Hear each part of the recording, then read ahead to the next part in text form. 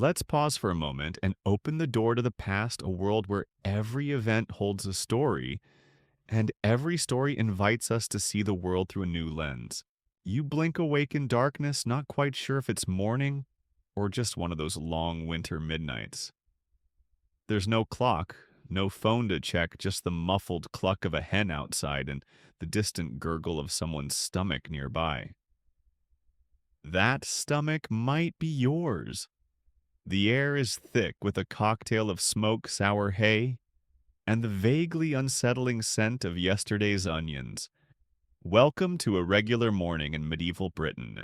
You sit up slowly, brushing bits of straw from your matted wool blanket. The fire in the hearth has long since died down, leaving only a faint glow among the ashes. It's freezing because, of course, it is.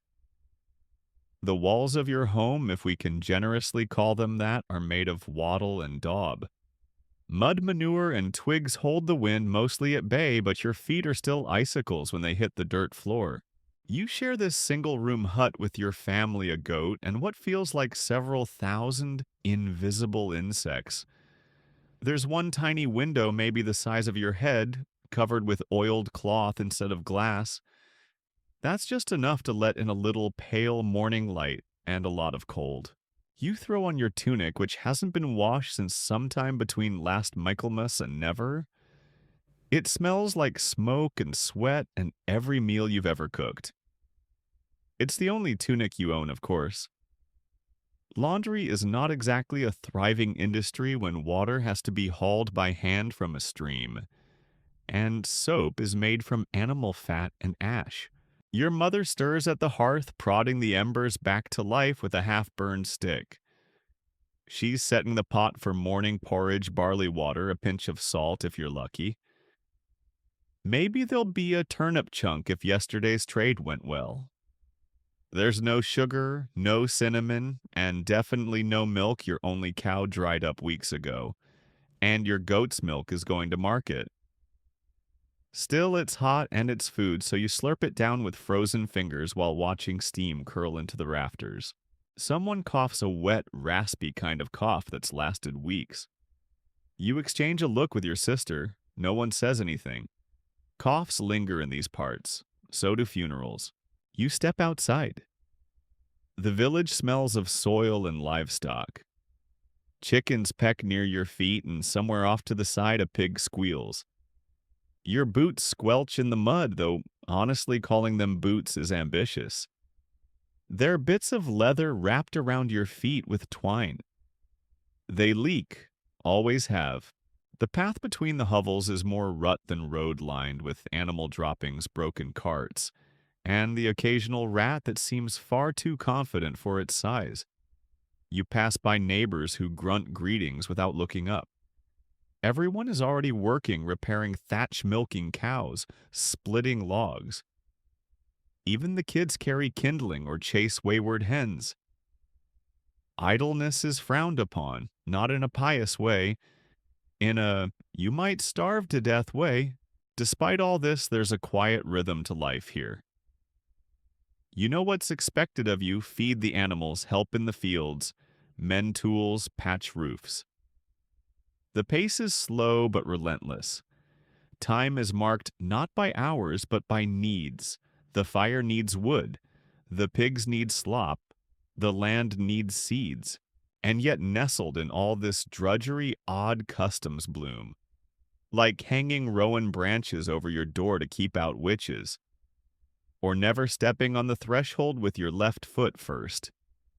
Historians still argue whether these were genuine beliefs or just little habits passed down out of habit. Either way, you'd rather not take chances. After all, old Widow Elswith did break her ankle right after skipping the door charm last spring. Lunchtime comes with more porridge or a crust of bread. You chew slowly, watching the sky to guess the hour. No bells today, the church is a few miles off, and you can't hear the monks from here. Instead, your day is shaped by sun and shadow. It makes time bendy, elastic. Sometimes a single task stretches forever. Sometimes whole hours vanish when you finally sit still and sit you do just for a moment by the side of the well.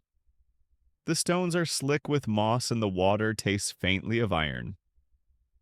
Still, you sip it because it's what you've got. Ale is reserved for big days or big thirsts. The water, questionable though it may be, must do. Besides, you haven't seen anything floating in it today.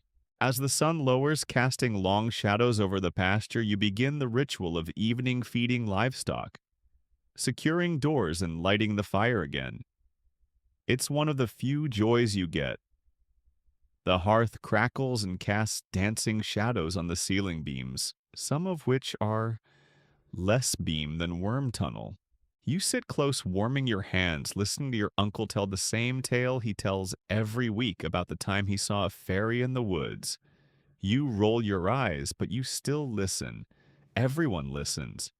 Stories are the only entertainment unless you count watching mushrooms grow. In the quiet before bed, you think about tomorrow. It will be the same. It always is. But there's comfort in that.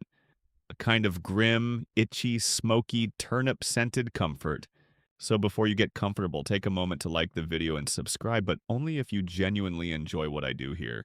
And post your location and local time. I love seeing where in the world you're listening from.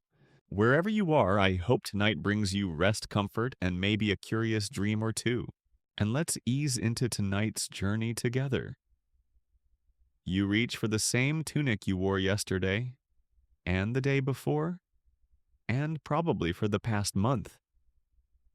It hangs from a crude wooden peg like a limp woolen ghost, stiff with the memory of old sweat and cooking smoke. You pull it over your head, wincing slightly at the scratch of coarse fibers against your skin. Medieval wool isn't the soft, creamy luxury of modern scarves. It's more like wearing a wearable haystack woven by someone who deeply mistrusts comfort. Underneath a linen shift if you're lucky. It's meant to protect your skin from the wool, but it's so thin and patchy it might just be wishful thinking. If you are even luckier, and frankly that depends on your gender, and whether it's laundry week, you might have a second shift to swap in. But odds are no. Not unless you're part of the 5% who own 2 sets of clothes. You cinch your belt. It's the only way to give this shapeless sack of a tunic any form. It also holds everything: your eating knife, maybe a little pouch of dried peas, and for the very fancy, a pewter spoon. You catch your reflection in a puddle mud-speckled face straw in your hair, and a suspicious red welt on your neck. Is it a flea bite? A spider? The beginning of the plague again? You scratch it absently and move on. Your shoes? Well, they're more aspirations than footwear. Bits of hide stitched together with gut or twine held to your feet with hope and friction. If it rains, and it probably does, you'll have wet toes all day. Your socks? Also wool, also itchy. And no one in this century has heard of elastic, so they sag into sad, damp lumps around your ankles after 5 minutes of walking. You step outside and are immediately met with a wall of smell. Not just the pigsty or the compost heap, or the fish someone's been drying on a rack for 3 days. It's people. The entire village smells like human. You smell like human. And no one seems to notice. Bathing, you see, is rare. Some folks say once a week, others say once a season. Historians still argue whether the average medieval Brit bathed once a week in warm months, or merely wiped themselves down with a damp rag whenever lice reached critical mass. Public bathhouses do exist in towns, but they're often shared by folks who also share skin diseases, so it's a mixed blessing. Most peasants make do with splashing their face in the river and hoping rain counts as hygiene. Soap exists, but it's rough stuff made from lye and animal fat, and using it feels like scrubbing yourself with angry gravel. Some people use ashes, some just don't bother. You might occasionally sprinkle herbs into your clothes, lavender if you're fancy, or pennyroyal if you're also trying to keep fleas away, but that's really just scented surrender. Hair washing. That's a special occasion. Your scalp itches constantly. There's no shampoo, just cold water and a vague wish to feel clean. Your hair, if you're a man, is likely cut shortish because long hair is a tangle risk. Women tend to keep it long but braided or wrapped under coifs because letting it loose is scandalous. Unless you're married, or French, or both. And don't even start on undergarments. Men might wear linen braids, basically baggy shorts, and women a simple shift. Underwear as we know it doesn't show up for centuries. So, yes, there's chafing. Yes, things get ripe. No, nobody talks about it. You walk past a neighbor who nods at you. His tunic is equally gray-brown, though it might have been green 10 years ago. Everyone looks alike. Dyed clothing is expensive, and only the well-off get colors that don't resemble dirt. You remember hearing that sumptuary laws even ban poor people from wearing certain colors, blue, red, purple, lest anyone confuse them with nobility.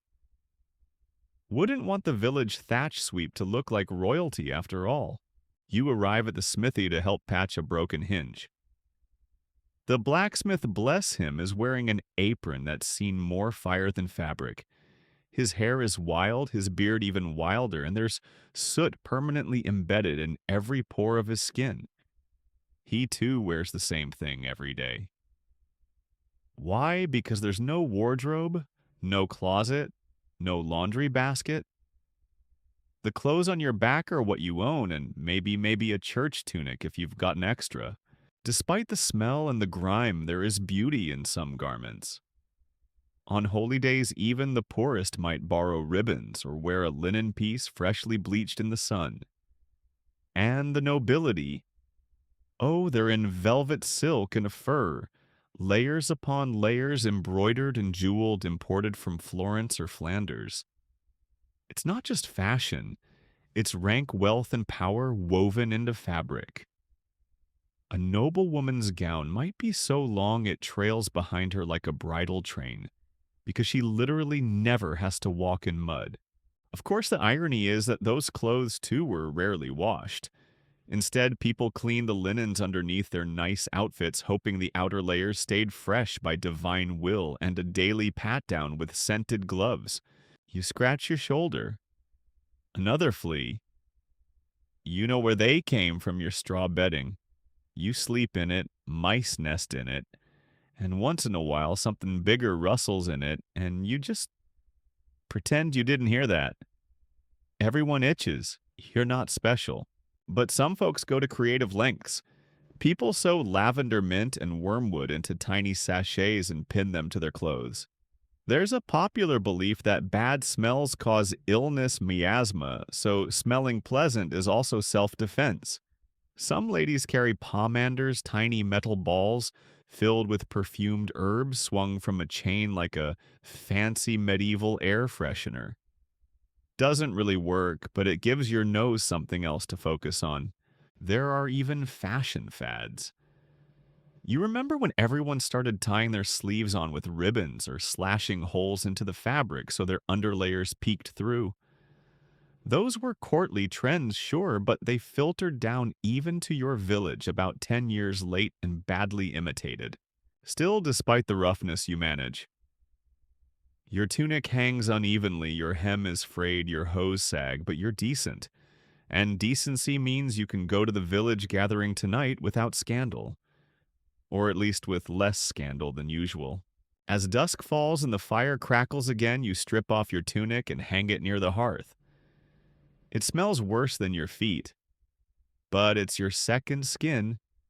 You eye the spiders nesting in the rafters and hope they stay put tonight.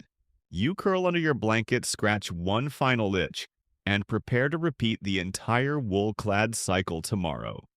You wake before sunrise not because you're an early bird, but because the rooster is a loud, feathery menace and your mattress is a sack of straw that pokes you in the ribs like it holds a grudge.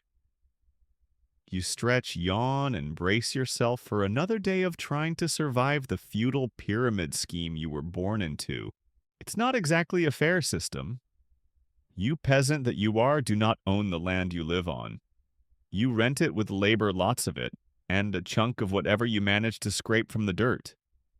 Above you sits the local lord, ensconced in his manor, wrapped in wool, finer than your best blanket, drinking imported wine and somehow always needing more taxes. You're a villain which sounds like a cartoon villain, but is really just a slightly freer version of a serf. Villains are tied to the land, but have a bit more leeway than true serfs who are legally unfree and can't leave the manor without permission. You're allowed to marry, own a pig, maybe even take a day off to visit a saint's shrine if you pay enough. Above you are freemen. They're rare but enviable. A freeman might be a smallholder with his own patch of land, not owing regular labor to a lord.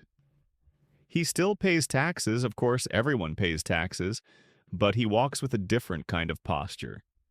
More upright, less muddy. Then there's the reeve. The reeve is a peasant too, technically, but don't let that fool you. He's been put in charge of enforcing the manor's rules. He's like the medieval hall monitor. He measures fields, inspects crops, and makes sure no one's sneaking an extra goose past the tithe barn. He's not popular. He's also probably watching you right now. At the top, the Lord. Possibly a knight. Possibly just a very large man with inherited land, fancy boots, and a tendency to look at peasants like they're particularly unprofitable livestock. He lives in a manor house, a stone building with a hall, some chambers, and a lot of drafty corners.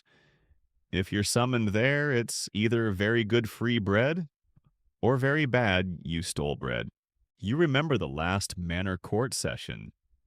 Old Tomlin was fined for letting his pigs root too close to the Lord's meadow. Joan got a warning for gossiping during Mass, technically a moral offense. And young Will, he got stocks. Public shaming for playing dice on the Sabbath. Everyone watched. Some laughed. No one helped. Still, it's not all doom and servitude. There's a strange kind of structure to it. You give the Lord a share of your barley help. With harvest, maybe mend some fences on his land. And in return, you get a hovel protection from bandits. And just enough leeway to raise your own chickens. It's feudalism, baby. It's like a really terrible subscription service. Constant payments, no upgrades, no cancel button.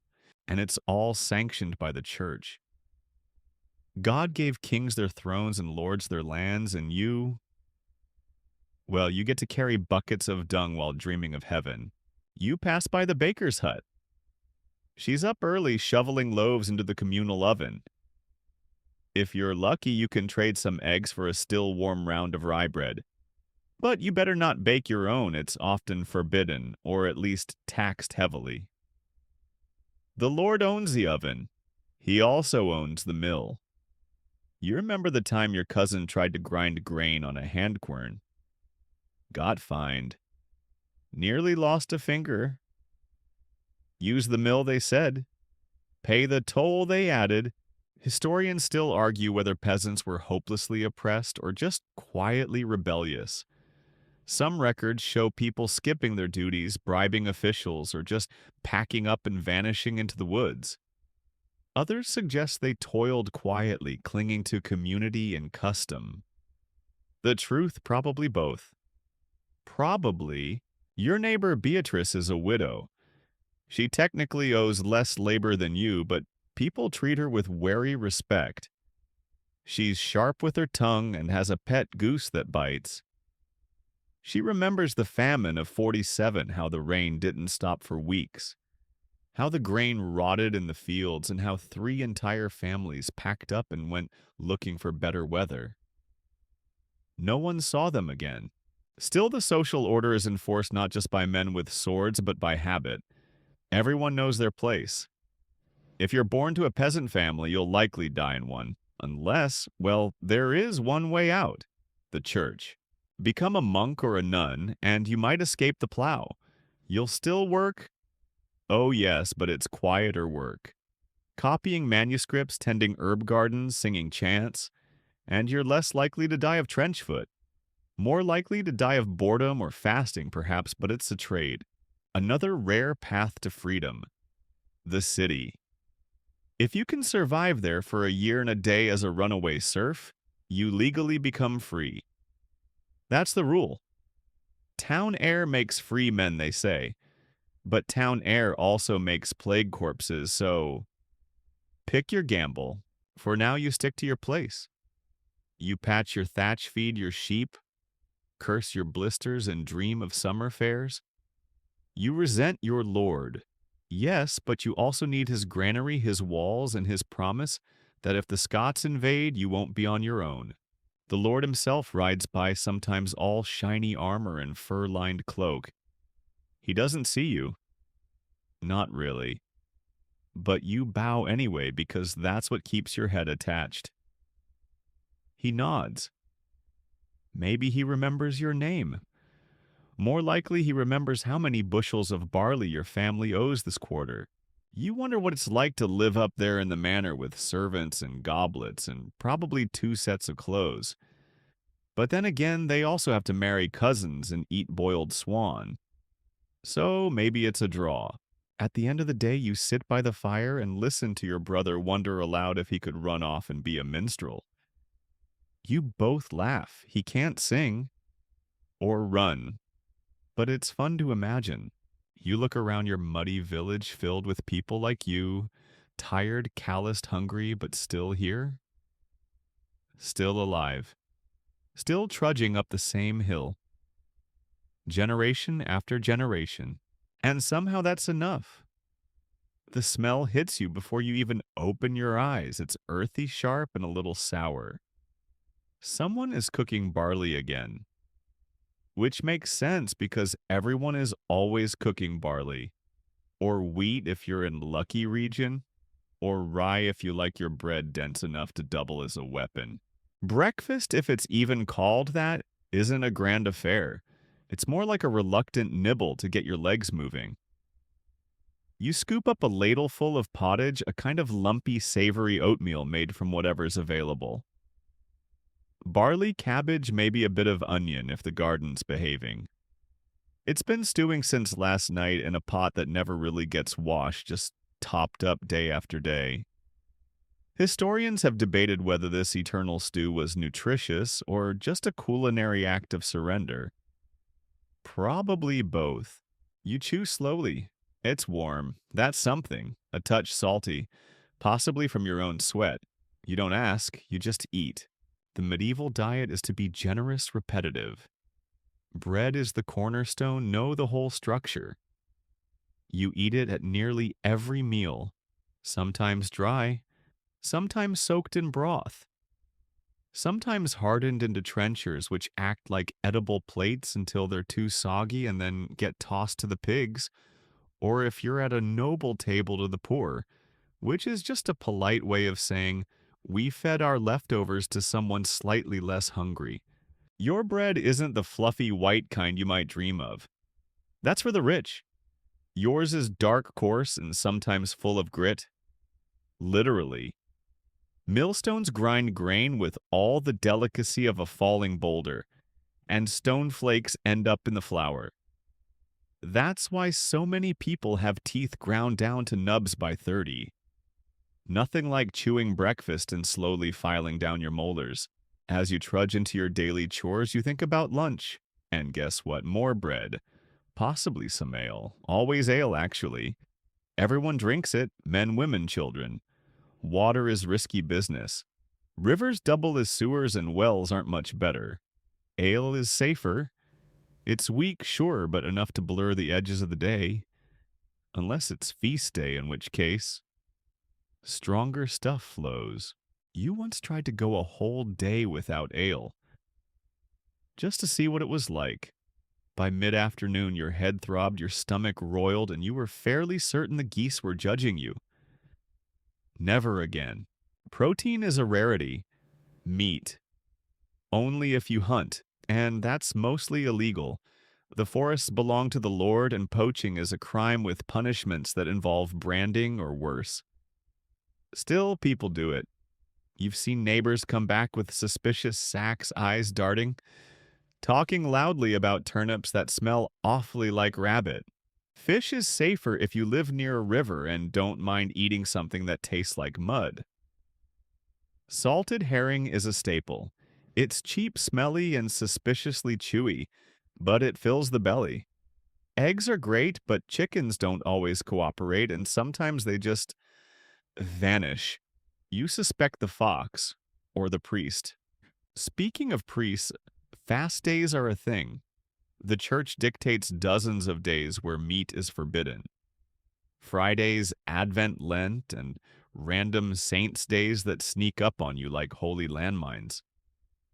On those days, fish is allowed, so are eels, and apparently beavers because monks once argued they counted as fish due to their watery lifestyle. Historians still chuckle over that one. And yes, some orders accepted the logic. Anything for that sweet, sweet beaver tail roast. Vegetables abound, but no one calls them that. You just grow what grows. Leeks, beans, cabbage, peas. Garlic, if you're bold. You stew them all together until they surrender their texture. Spices are rare. Salt is precious. Herbs? Sure. Nettles parsley time if you're feeling sophisticated. But no pepper, no cinnamon, no nutmeg. Those come from far-off lands and cost more than your entire cow. Then there's cheese. Oh, the joy of cheese. It's crumbly, sharp, and sometimes smells like the stable floor, but it keeps. And it's filling. You once traded 3 eggs for a hunk the size of your fist and nearly wept with joy. Sweets. Almost mythical. Honey is the medieval miracle used for medicine mead and the occasional treat. Sugar exists, but it's an exotic import. If you've ever seen it, it was likely in the hands of a merchant who smelled of cinnamon and judgment. Your version of dessert is a roasted apple, maybe a dried plum if last year's harvest was kind. Festivals are the exception.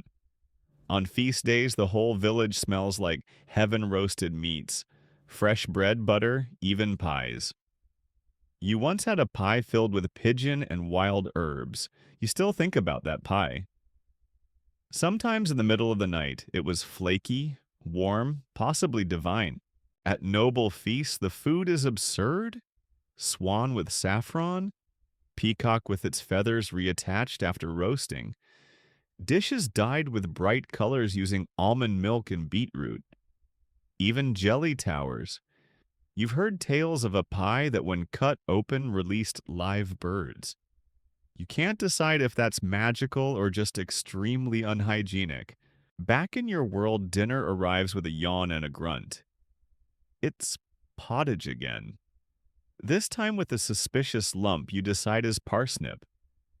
You mop it up with bread and wash it down with ale, the kind that's been sitting in the barrel long enough to develop character. You sit near the hearth, gut full, eyes heavy, and listen to your neighbor argue that turnips are actually poison unless blessed on Michaelmas. You nod politely. You've eaten turnips on non-Michaelmas days. You're still here. Probably just lucky. Food in your life is survival. Not pleasure, not variety, just something to keep your hands moving and your legs from buckling. But in those rare moments, like a warm loaf from the oven or a slice of cheese shared in secret, it becomes something close to joy. You lick your fingers clean, savor the warmth of your last sip of ale, and stare into the fire. Tomorrow, it all begins again. Bread ale, repeat. You awake to the sound of coughing. Deep, rattling, persistent, like someone trying to dislodge a toad from their chest. It's your neighbor again, or maybe your uncle. Hard to tell through the wall of wattle and daub. It echoes around the village like birdsong if birds sang in phlegm. The plague hasn't returned yet, but it always feels just around the corner. You live in a world where illness arrives uninvited, stays too long, and takes people with it when it leaves. Today, it might be a bad stomach. Tomorrow, boils the size of walnuts and a fever that melts your thoughts. The Grim Reaper does not RSVP. Medieval towns are not hygienic wonderlands. The streets are narrow, muddy, and lined with refuse. Pigs wander freely. So do dogs. So do children, who, let's be honest, are only slightly cleaner than the pigs. Chamber pots are emptied out of windows with the faint courtesy of a shouted "Guard us low," which roughly translates to "move unless you want secondhand stew." You don't always hear it in time. People throw waste into open ditches. Privies, when they exist, are rarely private and often terrifying. The smell of ammonia and something far worse clings to every alley. Rats are your unofficial town mascots, and fleas, oh, they're your roommates. You scratch at your elbow. Another bite. You think about bathing. You do not bathe. Not today. Not this month, perhaps. Partially because it's cold, mostly because warm baths are a luxury and public bathhouses have become questionable. By the 14th century, many doubled as brothels. Historians still argue whether this made people cleaner or just more interesting to talk to. You step into the street, careful to avoid the suspicious puddles, and pass a man selling herbs. He's shouting about feverfew and wormwood, promising they cure everything from stomach cramps to death. You don't believe him, but you buy a handful anyway. Because honestly, at this point, you'd chew bark if someone swore it worked. Your neighbor's baby died last week. The priest said it was God's will. So did the midwife. So did your aunt, who still buries amulets under her hearth, just in case. You helped dig the grave. It was small. Too small. You try not to think about it, but the memory sticks like smoke in your chest. Death is normal here. Common. Expected.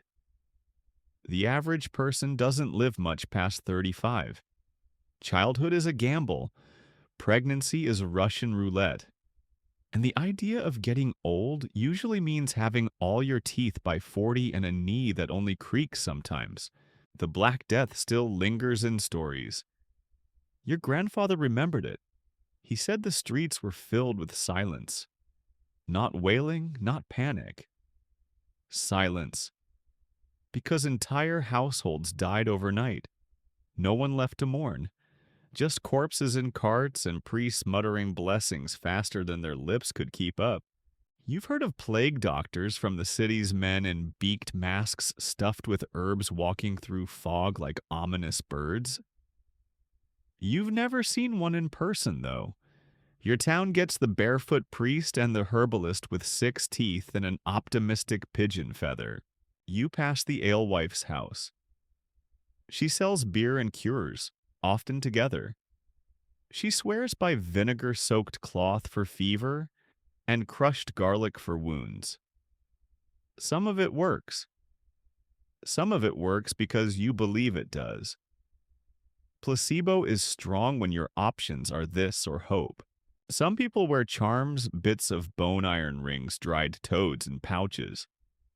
You once saw a man stitch a wolf's tooth into his tunic for strength. He broke his ankle falling off a fence that same day. Superstition, like the fleas, is everywhere. The church tries to help. There are prayers, holy relics, processions. You've walked barefoot behind the cross on fasting days, begging Saint Sebastian to intercede. Your knees bled. Your heart hoped. Did it work? Hard to say. Old Merrick still died of the sweating sickness 2 weeks later. Doctors exist technically, but not here. Not for you. In the cities, they wear robes and argue in Latin about humors, black bile, yellow bile, phlegm, and blood. Illness, they say, comes from imbalance, or bad air, or too much melancholy, or Saturn. Some prescribe leeches. Others suggest trepanning, a lovely little procedure involving a drill in your skull. You decide to stick with garlic. Still, there's community. When someone's ill, neighbors bring broth. People gather. They share herbs advice and quiet songs. There's comfort in that, even if it doesn't cure you.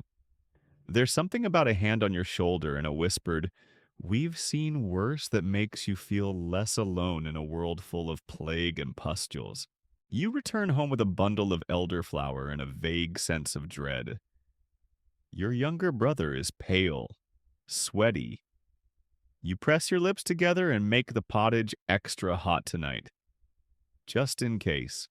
As you stir the pot, you remember the story of the dancing plague that time in Strasbourg when people danced themselves into exhaustion, possibly death.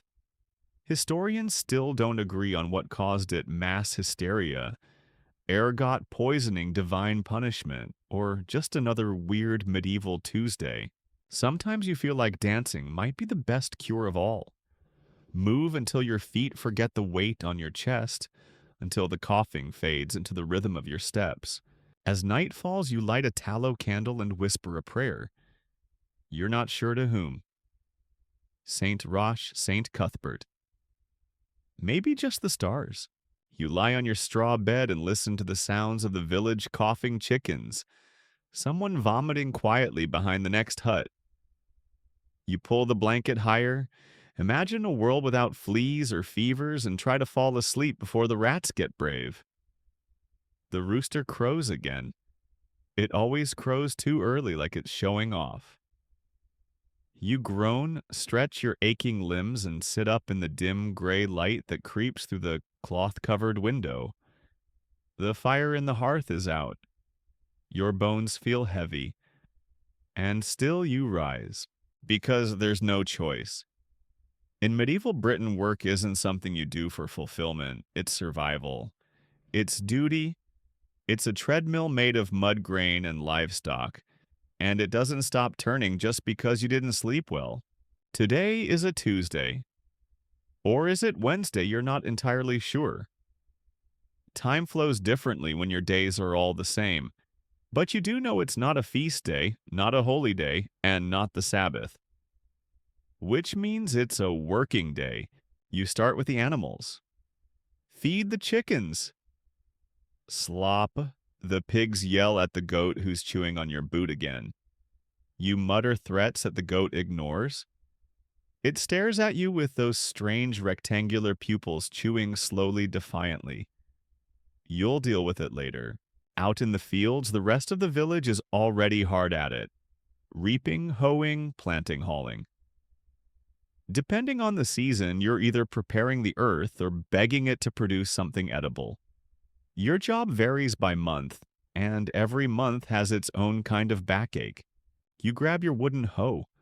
It's worn splintery and held together by rope. You head to your strip of the open field system. That's right, no fences, no neat little property lines. The land is divided into long, narrow strips, and everyone gets a few. Rotated yearly, it's a community effort and a communal headache. As you begin your work, digging, planting, sweating, you realize your back already hurts. You're not even halfway through the morning. There's no real breakfast break. You nibble bread with one hand while pulling weeds with the other. You sip weak ale from a leather flask. No mugs out here, no tea. Just lukewarm barley juice and crumbs. Delicious. Your hands are calloused, stained with soil. Your fingernails are full of something you'd rather not think about. Your tunic is sticking to you, damp with sweat and dew. And there's a blister forming on your heel again. You just got rid of the last one. And still you keep going. Because if you don't plant the beans now, there'll be no beans later. And no beans means no food. And no food means someone you love goes hungry. It's that simple. The medieval economy is based on obligation and oaths. You glance up occasionally at the manor house, its chimneys puffing smoke like it's not even trying to hide how warm it is inside. You imagine the steward there counting grain sacks and sighing about how slow the peasants are. You mutter something unholy and return to your work. The sun rises higher, your shoulders ache, time drips by like cold honey. Eventually there's a break.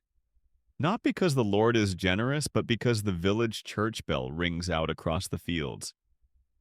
Not for prayer exactly. More like a general marker of now is when people collapse for a bit. You sit in the grass and gulp ale that tastes slightly sour, but you're too thirsty to care. Someone nearby tells a joke about a priest and a pig. It's not funny, but you laugh anyway, because it's the only thing standing between you and despair. Afternoons are worse. The heat makes you dizzy. You start talking to your tools. You're halfway through sowing barley when you realize you're humming an old song about St. Cuthbert's donkey. Again. But it's not just field work, not for everyone. Other villagers are spinning wool, tending fires, shaping clay, or weaving baskets. Every hand has its task, even children. They chase geese, gather sticks, shoo pests, and if they're lucky, get yelled at slightly less. Women work just as much, just differently. They're baking bread, brewing ale, tending gardens, nursing babies, mending clothes, scolding their husbands. Multitasking like medieval champions. One woman, Edith can skin a rabbit, recite the Magnificat, and threaten a tax collector all at once. Come late afternoon, you haul your aching limbs back to the village. Your feet are coated in mud. Your hands shake a little. But there's still work to do at home. Always more. You repair a fence, patch the roof with straw, try to fix the loose hinge on the barn door. You fail. You mutter. You kick the door. It still creaks.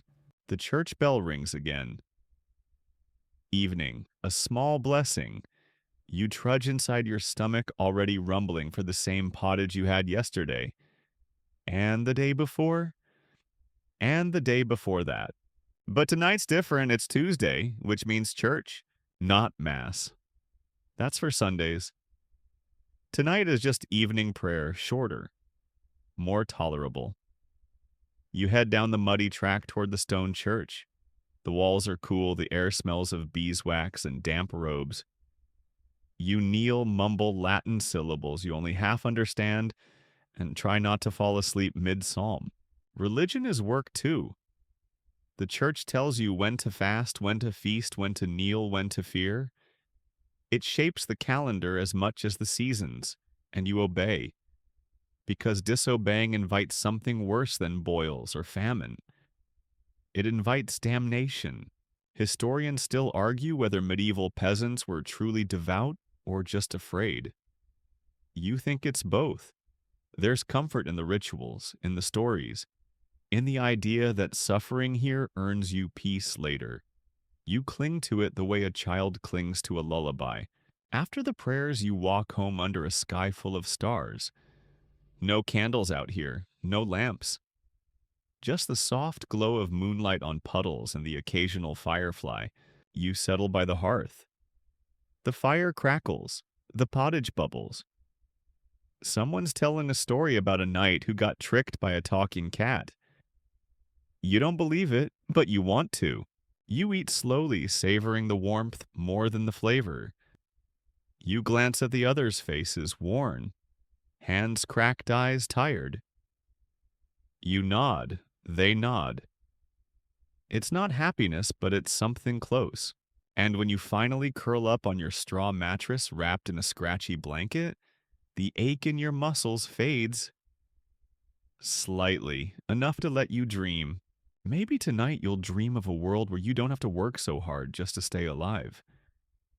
You stir eyes, blinking open to the sound of a single distant clang. Then another. Then another. Deep, solemn, and somehow both comforting and annoying. It's the church bell. Again, you stretch and sigh. There's no clock on the wall, no wristwatch on your straw-filled mattress. Your time is measured in bell tolls and shadows creeping along the floor, and in whether the pig has finished its breakfast before you have. Spoiler, it usually has. Timekeeping in medieval Britain is creative. There are hours, sort of, but they're not fixed like the tidy little segments you might know. Canon hours, they're called divine time. Prime terce sext none vespers. Compline, it's more about prayer than punctuality. The church bells tell you when to rise, when to pray, when to pause in your field work and pretend you're thinking holy thoughts instead of dinner. You trudge outside squinting at the sky. The sun is low but climbing. Maybe prime has just rung. Or maybe terse. You don't bother guessing. You'll know what time it is when the reeve yells at you. The sundial in the village green is accurate if the sun's out and if someone hasn't knocked it over again. You once tried to build your own time marker with the stick and some rocks. It told you it was potato o'clock most days, which is impressive considering potatoes won't show up for another 200 years. Some monasteries have mechanical clocks, wild things made of iron and mystery chiming from stone towers with the drama of a bard who's had too much mead. You've heard them once or twice when you visited the abbey. You couldn't stop staring. It sounded like God was calling for dinner. Back in your world, time is more ambient. You learn to feel it in your bones. The aching tells you when it's midday. The grumbling of your stomach signals sext or second breakfast, depending on who's asking. The angle of the light on your doorway tells you if it's time to haul water before the well gets crowded. Workdays are long in summer, short in winter. Long, of course, meaning all daylight hours, and short still meaning cold, dark, and busy. You've never clocked out of anything. You work until the task is done or until the light dies. Time also stretches differently depending on the job. Milking cows feels like it takes 10 seconds. Hauling manure across muddy fields in a downpour, you swear the sun moves backwards. Kids grow up in this fluid time too. There's no school bell. If they learn at all, it's by candlelight from a priest, or at their mother's knee memorizing rhymes to remember saints and sowing seasons. When the nettles sting, the rain will cling. Not strictly helpful, but it rhymes. Even feasts and holy days bend the calendar. The church, bless its bureaucratic heart, has hundreds of saints' days. Some are big affairs, Easter, Christmas, All Saints. Others are just excuses to skip work, bake a better loaf of bread, or stage a tiny procession where someone waves a relic around that might be part of St. Agnes's actual finger, or possibly a squirrel bone. Who can say you live by the seasons more than by minutes? Spring means lambs and planting. Summer means sweat and growth. Autumn is harvest and panic. Winter is waiting. Everything slows but never stops. Even the stillness is full of tasks mending clothes, curing meat hoping no one gets too sick before the snow melts. You think about what time feels like here. It's not precision, it's rhythm. A rhythm shaped by Bell's sun hunger and habit. You don't measure it, you move with it. You once met a traveler, someone from the city, who had a pocket sundial. It looked like a tiny compass mated with a spoon. He claimed he could tell the time within 15 minutes. You nodded politely. Meanwhile, your cow can tell when you're 10 minutes late to milk her and acts accordingly. Who needs gadgets? Historians still debate how obsessed medieval people were with time. Some say peasants had no concept of it beyond before breakfast and after dinner. Others argue that laborers were deeply aware of time, tracking it by labor dues, market schedules, and lunar calendars carved into barn walls. The truth, as usual, lies somewhere between. You may not know the hour, but you know when it's time to work, to rest, and to duck the reeve's questions. There are local sayings. You remember a few. When the cock crows, thrice fetch the water. When your shadow is shorter than your goat, it's near sext. When the cows lie down, expect rain or disappointment. Not always helpful, but they get you through. Evenings fall quickly. 1 minute you're hauling firewood, the next the light is gone. No twilight glow from cities, no buzzing street lamps, just the creeping dark and a rush to light the hearth. You ration your candles. 1 per night, maybe 2 if someone's ill. Tallow mostly smells like sadness and beef. Beeswax is for the bishop. Nighttime is a realm unto itself. It feels longer, heavier, full of whispers. Time at night drips slower than sap. You measure it by how long it takes the embers to dim or the mice to quiet. Sometimes you dream of a world with clocks, big ones, small ones, watches, alarms that buzz instead of ring from a tower. The idea of knowing the hour feels both ridiculous and miraculous. What would you even do with that power? You'd probably just show up to the manure pile on time, but still it sounds magical. You watch the stars before bed. You know some by name. The plow, the hunter. You heard once they move that the sky itself is a giant celestial clock ticking slowly through the seasons. You like that. Makes the world feel a little more orderly. Tomorrow the bells will ring again. The sun will rise. The goat will eat something she shouldn't. And you'll wake up and ask, not what time is it, but is it light yet? And the answer will be enough. You barely remember a time before work. Childhood here doesn't have the soft padding of modern nostalgia, no plush toys, no cozy naps under storybook quilts. Childhood in medieval Britain is more like a prequel to adulthood, just with smaller tools and a slightly higher risk of being kicked by a goose. You were put to use as soon as your legs could carry a bucket, maybe earlier. Some say childhood ends at 7, not because that's when you grow up, but because that's when people stop making excuses for you. From then on, you're expected to contribute, to help in the fields. Mind the fire, fetch the water, keep the smaller children from wandering into the pig pen again. You glance around the village green and spot a gaggle of children, muddy-faced barefoot, shouting something that might be a game or might be an argument over a stick. Hard to tell. Play and work often blend. A child might spend an hour chasing chickens, and it's unclear whether they're playing herding or trying to catch dinner. Toys exist, though. Whittled animals, dolls made of scraps, hoops rolled with sticks. Sometimes a pig's bladder is inflated and kicked around like a ball, which sounds ridiculous until you've tried it. You've seen grown men join in, too, and fall over, to everyone's delight.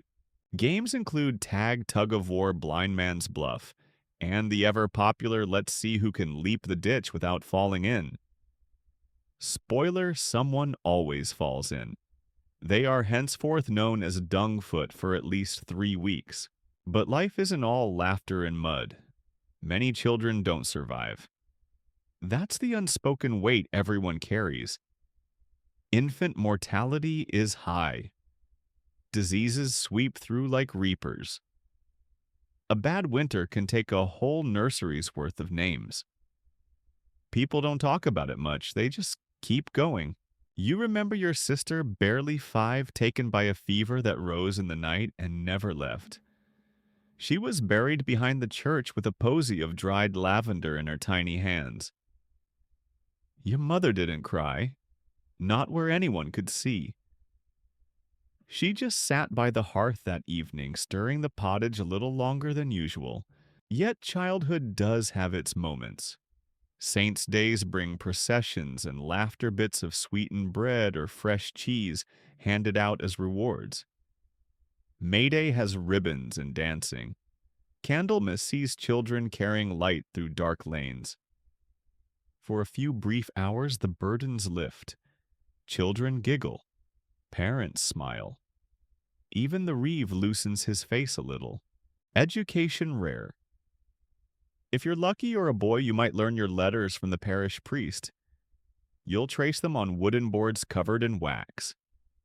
Scratch them slowly with a stylus. A for Ave Maria. B for Blessed are the meek. C for clean thy tunic occasionally. That one might be unofficial. Most children learn by watching.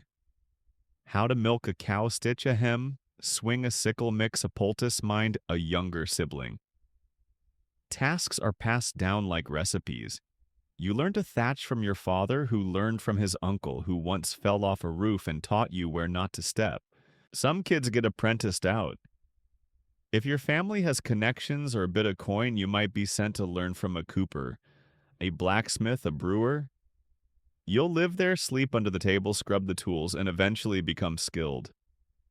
It's a way out of the fields, a chance at something more. Girls rarely get that chance. They stay close, work hard, marry early. By 12 or 13, a girl might be betrothed. By 14, wed. By 15, possibly a mother. You once heard a woman say, "Childbirth is our battlefield." You believed her. Not all marriages are grim. Some couples laugh, sing, share stolen moments in the hayloft. But most are practical, based on land, livestock, and family ties. Love, if it comes, arrives later. Sometimes never. Still, children find mischief. They sneak gooseberries, hide from chores, whisper stories of boggarts and fairies in the hedgerows. They swear they saw something move near the old well. You listen half smiling, remembering your own childhood tale of a talking badger who granted wishes. You wished for a pie. It never came. But the badger definitely winked. There's a kind of resilience in children here. They fall, cry, bleed, laugh, and run again. You've seen a 5-year-old calmly pull a splinter the size of a quill from his foot and go back to kicking a stick. You meanwhile whimper when the goat sneezes near your face.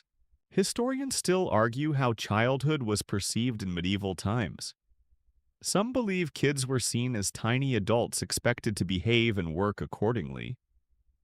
Others argue that medieval art literature and church records show affection, care, and even toys buried with children.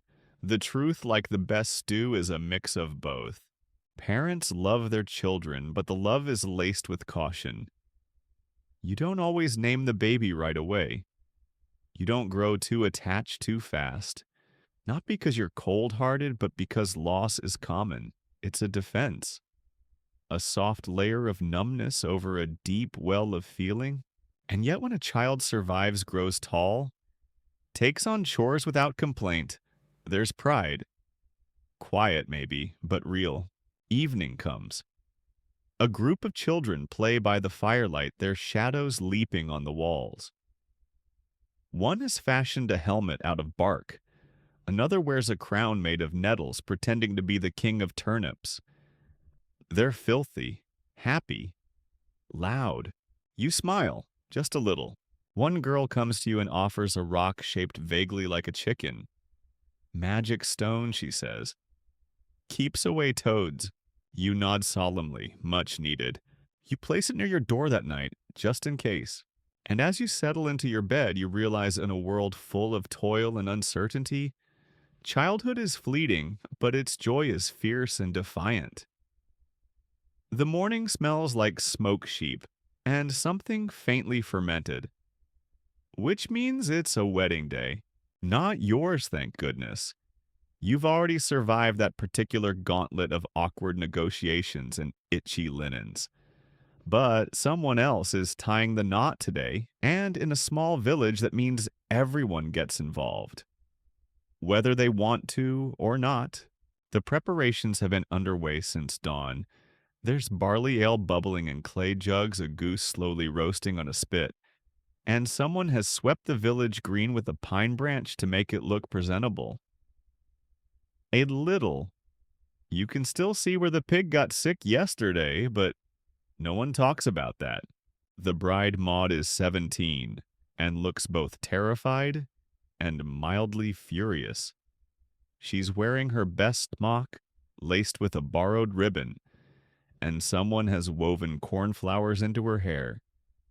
She keeps picking them out when she thinks no one's watching. The groom Ellis is 19 and hasn't stopped sweating since sunrise. His hands keep fiddling with his belt keeps slipping, and his shoes look like they were chewed by wolves. He's perfect. Medieval marriages aren't romantic affairs, not in the way you might imagine.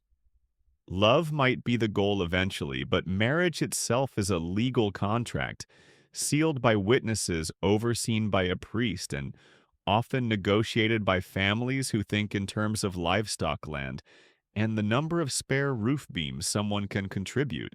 Maud brings a dowry 3 chickens, a small cheese, and a patched copper kettle. Ellis has a piglet and half a thatched roof he inherited when his uncle caught fire making mead. A solid match. The church has rules. You must be of age 12 for girls, 14 for boys not already married, and not closely related, which everyone cheerfully ignores unless the priest brings it up. The vows are spoken aloud often outside the church porch, in the sight of God and nosy villagers. Do you take this man, I suppose? There's muttering sniffles, one heckler who probably drank too much ale, and the priest who looks like he's trying to remember if he performed this same wedding last month. Could be. Records are casual. After the vows comes the bedding ceremony. Oh, yes. Everyone knows what comes next. The newlyweds are escorted to bed in full view of half the village. Not the act itself, mind you, but they are tucked in with as much public ceremony as the church can legally allow. Sometimes they're singing. Sometimes awkward advice is shouted through the door. Sometimes the door is never quite shut. Historians still debate just how common these public beddings were. Some suggest they were more symbolic than literal, especially in noble households, where the entire wedding entourage literally watched the consummation. Others think peasant villages were a bit more subtle, though. Subtle is relative when your hut has one room and 6 guests sleeping in the corner. Back at the feast, things are heating up. The ale is flowing. Someone brought a drum. There's a juggler. Probably the miller's cousin. He's balancing 3 turnips and a knife while singing a lewd ballad about a farmer's daughter and a mischievous monk. Speaking of music, yes, there's plenty. Fiddles, flutes, even a bagpipe if someone's been practicing. The tunes are fast, stompy, and completely irresistible. You find yourself dancing in spite of yourself, arms linked with someone who might be your third cousin or your baker. No one cares. The food modest but shared. Stew with bits of meat. Bread smeared with drippings. Berries in a rough sort of pie. There's no cutlery beyond your own knife, so you eat with fingers and mild aggression. And then come the songs. Oh, the songs. Medieval love songs are something else entirely. Equal parts passion poetry and passive-aggressive shade. One tune laments a shepherdess who fled with a tanner. Another praises a woman's eyebrows like ox horns and breath like summer turnips. You assume that was a compliment once, you hope.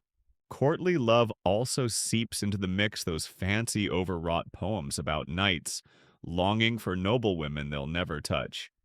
You once heard a bard perform one that lasted 42 verses and ended with the knight dying of heartbreak after seeing his lady's ankle. People clapped, you snored. Most village love is less dramatic.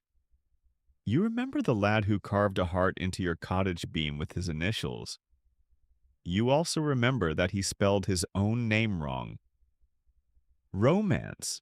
Love here grows slowly like beans along a weathered trellis. It's built in glances over butter churns, shared jokes during laundry, whispered complaints about the reeve.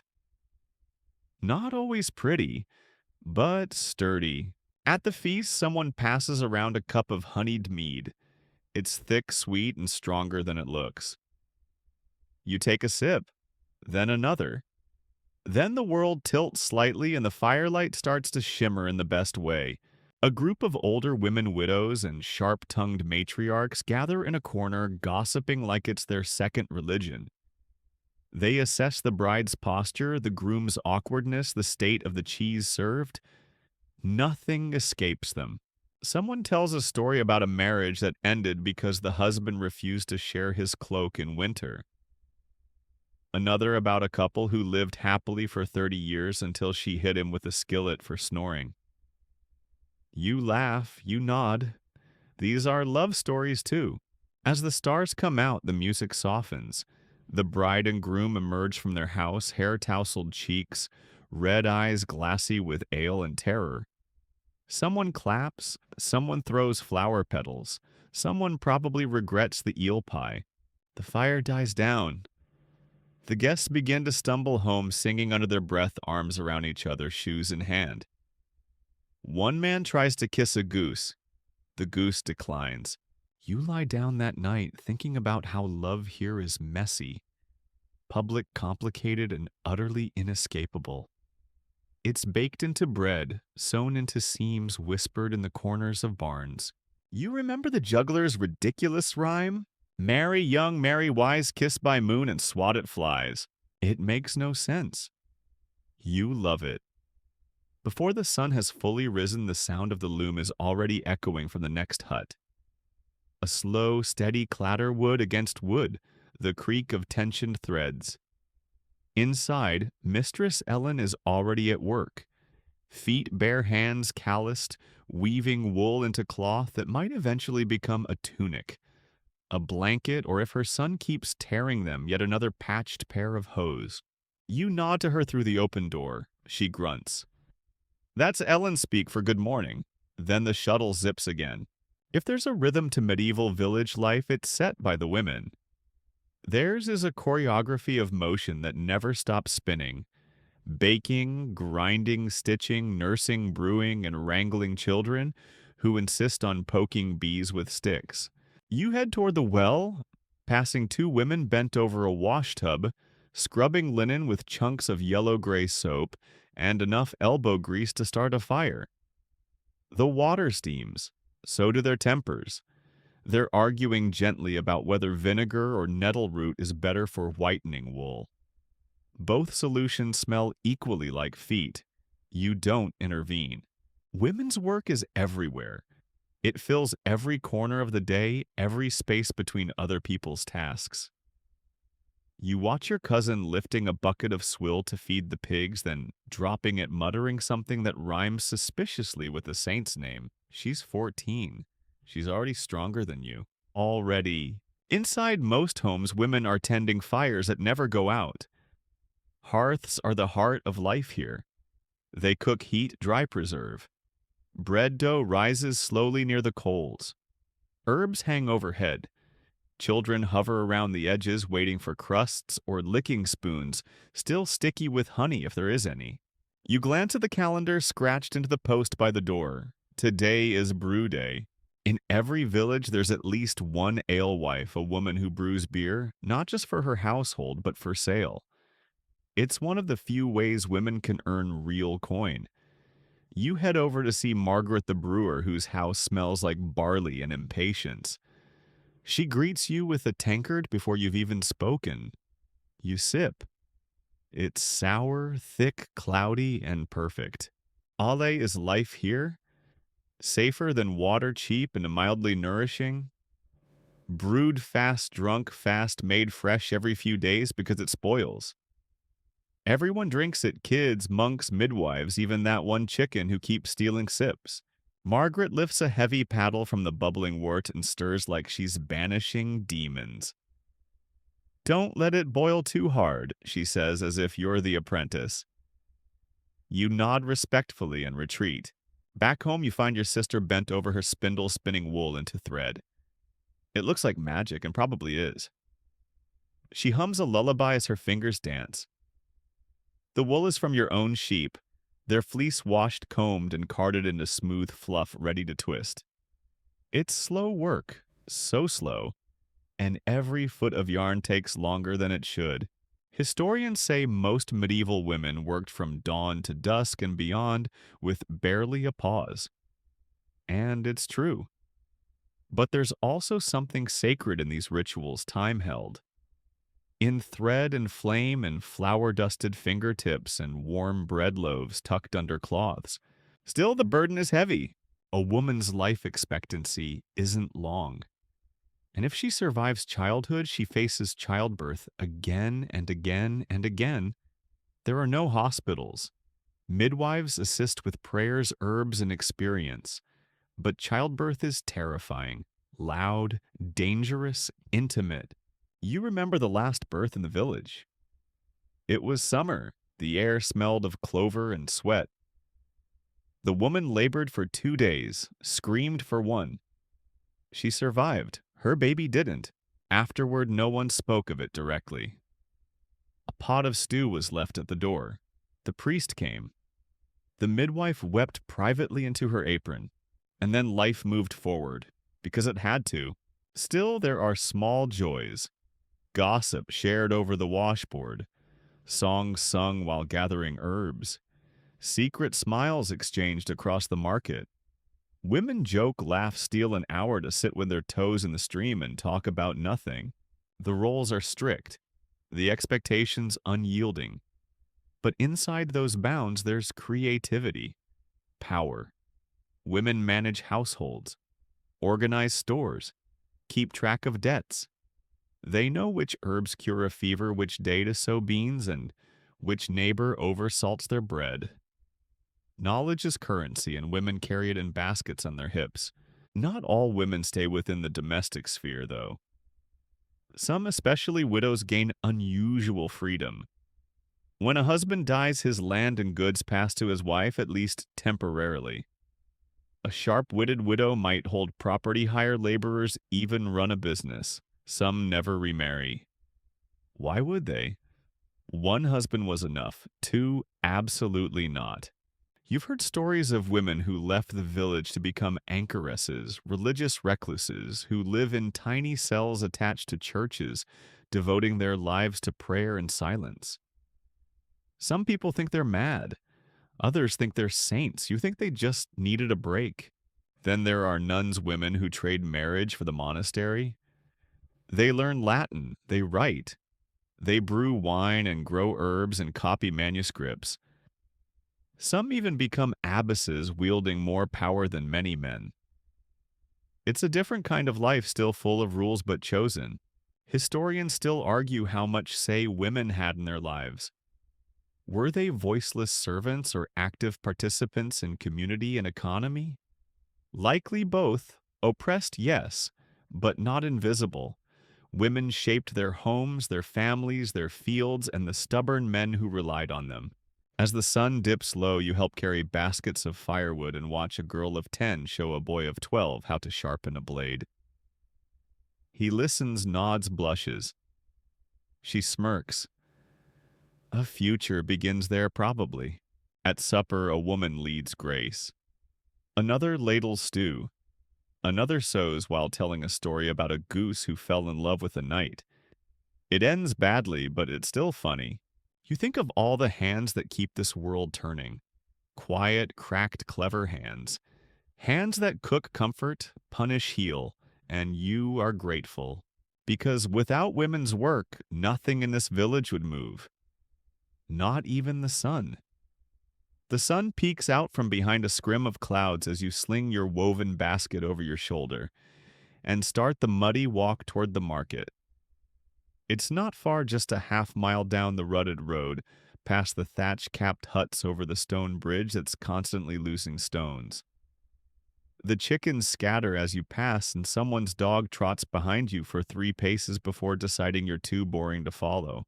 It's market day, that special kind of chaos that makes even the pig sellers look presentable. There's a buzz in the air, a crackle of energy you can feel in your elbows. You haven't left the village all week, so even the idea of seeing unfamiliar onions feels mildly thrilling. The market is held in the same open square each week, surrounded by stalls, carts, and a few very loud people arguing about beets. You pass under a makeshift arch of bunting made from leftover cloth scraps that flutter proudly in the breeze. A local boy offers to shine your shoes for a halfpenny. You look down at your muddy boots, then back at him. "Save your spit, lad," you mutter. He grins and runs off. You wander through the rows of goods baskets of root vegetables, piles of salted fish, bolts of rough cloth, dried herbs strung up like garlands, honeycombs oozing golden treasure into tiny clay pots. You trade a dozen eggs for a sack of oats. Fair deal. You haggle for a lump of wax that smells suspiciously like sheep. Less fair. You greet old friends, squint at new faces, and absolutely do not make eye contact with the man selling miracle potions out of a cracked glass vial. He's back again, his beard slightly longer and his claims slightly wilder. Last time it was cure for boils. This time, elixir for marital success. You decide to keep walking. But market day isn't just about goods, it's about gossip. And you are here for it. You drift toward the bread stall where Marjorie and Alice are already in full whisper. Something about a broken betrothal, a baker's daughter, and a pig that got involved somehow. You stand near them examining a loaf of rye very seriously while soaking up every word. Oh, yes, he tried to climb through the window, the fool. And naked too, she says. With mud on his backside, saints preserve us. You nod sagely. Window climbing's a dangerous business. They both jump then cackle. You're in. Every market has a gossip circle, even if it's unspoken. These women know everything: who's pregnant, who owes the tanner money, who's been skipping church and pretending to have a limp. They share stories with the casual efficiency of a town crier and the accuracy of a dart-throwing goat. But still, if 5 people say the reeve was seen kissing the alewife behind the cart of turnips, you start to believe it. You also hear news from afar passed along by peddlers and traveling friars. A new tax in the next shear. A war rumor from the border. A bishop who sneezed and blamed the Jews again.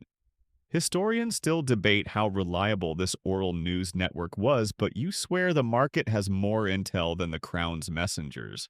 As you browse a stall full of trinkets, a rusted brooch, a cracked comb, a tin whistle that shrieks like a cursed bird, you bump into someone from the next village over. She greets you with a hug and a low, delighted, "Hey, well, if it isn't Turnip Eye." You groan. The nickname has survived for 6 years thanks to one unfortunate incident with a boiling pot and poor aim. Still, it's good to see her. You exchange small talk, swap dried herbs, and promise to visit. You won't, but it's the promise that counts. There are entertainers too. A wandering minstrel strums a lyre and sings a bawdy song about a friar and a cabbage. A puppet show begins on a crate nearby featuring one puppet that looks suspiciously like the bishop, and another that's clearly meant to be the reeve.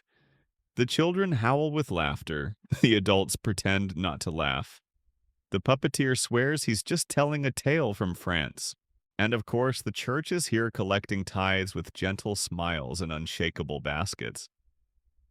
1/10 of your goods, if you please. Grain eggs labor, it all counts. You try to avoid eye contact with Father Ulrich, but he's got the gaze of a hawk and the patience of a cat watching a mouse hole. "Good morning, my child," he says, already counting your chickens with his eyes. You surrender one. For St. Cuthbert you mutter, and his many blessings. Father Ulrich replies, smiling like someone who's never once shoveled pig dung. Market days are also a chance to see how everyone else is doing. You notice the widow Isolde has brought a new woven shawl. The thatcher's son has new shoes, possibly from an uncle in town. The blacksmith's daughter is smiling at a tanner's apprentice, and he's smiling back like someone about to forget his job. By mid-afternoon, your basket is full, your pouch is lighter, and your ears are ringing with stories, songs, and the occasional goat bleat. You sit for a moment on a low wall, nibbling a bit of cheese and watching a young boy try to juggle apples. He drops 2 and eats the third. You approve. As you gather your things, the wind shifts. Rain's coming. You can smell it, earthy, heavy, impatient. Time to head back. The path will be mud soon. On the way home, you pass the manor steward riding toward the market with a list longer than a cathedral sermon. He nods at you, then frowns at your shoes. You pretend not to notice.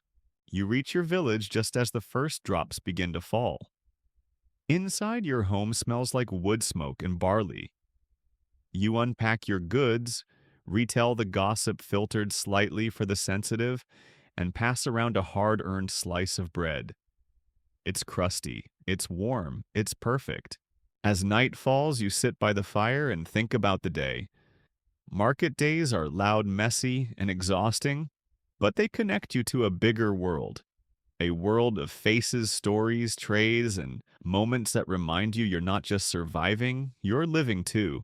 Even if someone still calls you turnip eye. You wake to the sound of hooves on stone. Not the clip-clop of a muddy mule, these are sharper, louder, accompanied by the muffled jangle of metal. You lift the curtain of oiled cloth from the window and peer out to see a rider approaching, back straight cloak, whipping behind like it's trying to flee. One of the Lord's men. You squint. He's not in a rush, just making himself seen and heard. You mutter something about show-offs and roll out of bed. It's not every day that your path crosses with nobility or with their estates. But today you're headed toward the manor house to help repair one of the barns. The reeve barked the order yesterday and you didn't argue. You don't argue with the reeve if you like your skin unscratched. The road to the manor winds up a low hill, and the higher you climb, the less manure you see. The pigs give way to goats, the goats to neatly arranged geese, and eventually you're passing between two rows of trees that were probably planted on purpose symmetry. Imagine that. At the top of the hill stands the manor, a stone building with a high wooden hall, small glassless windows, and a roof that doesn't leak unless God really insists. Compared to your hut, it looks like a palace. Compared to an actual palace, it looks like a well-defended barn. Still, it's a seat of power, the Lord's house. And it smells different, less dung, more firewood cooked meat, and damp woolen cloaks. The moment you step inside the outer courtyard, your posture straightens by instinct, or by fear. There's a steward waiting, holding a long list. He doesn't look up. You know the type of man who's memorized his own importance and recites it every morning in the mirror. You mutter a greeting. He grunts. You're dismissed to the barn. You pass a servant girl hauling firewood, and she gives you a look that says you don't want to live here. And she's probably right. The manor's not just a home. It's an engine of authority, wealth, and deeply uncomfortable seating. The great hall is its heart, a big echoing space with a central hearth. Wooden benches and tapestries hanging from the walls in a brave attempt to trap the heat before it escapes. They feature lions, saints, and one particularly distressed unicorn. This is where the Lord dines, holds court, and occasionally snores in public. The floors are strewn with rushes, straw, and herbs meant to soak up spills and smells. The herbs help, the straw does not.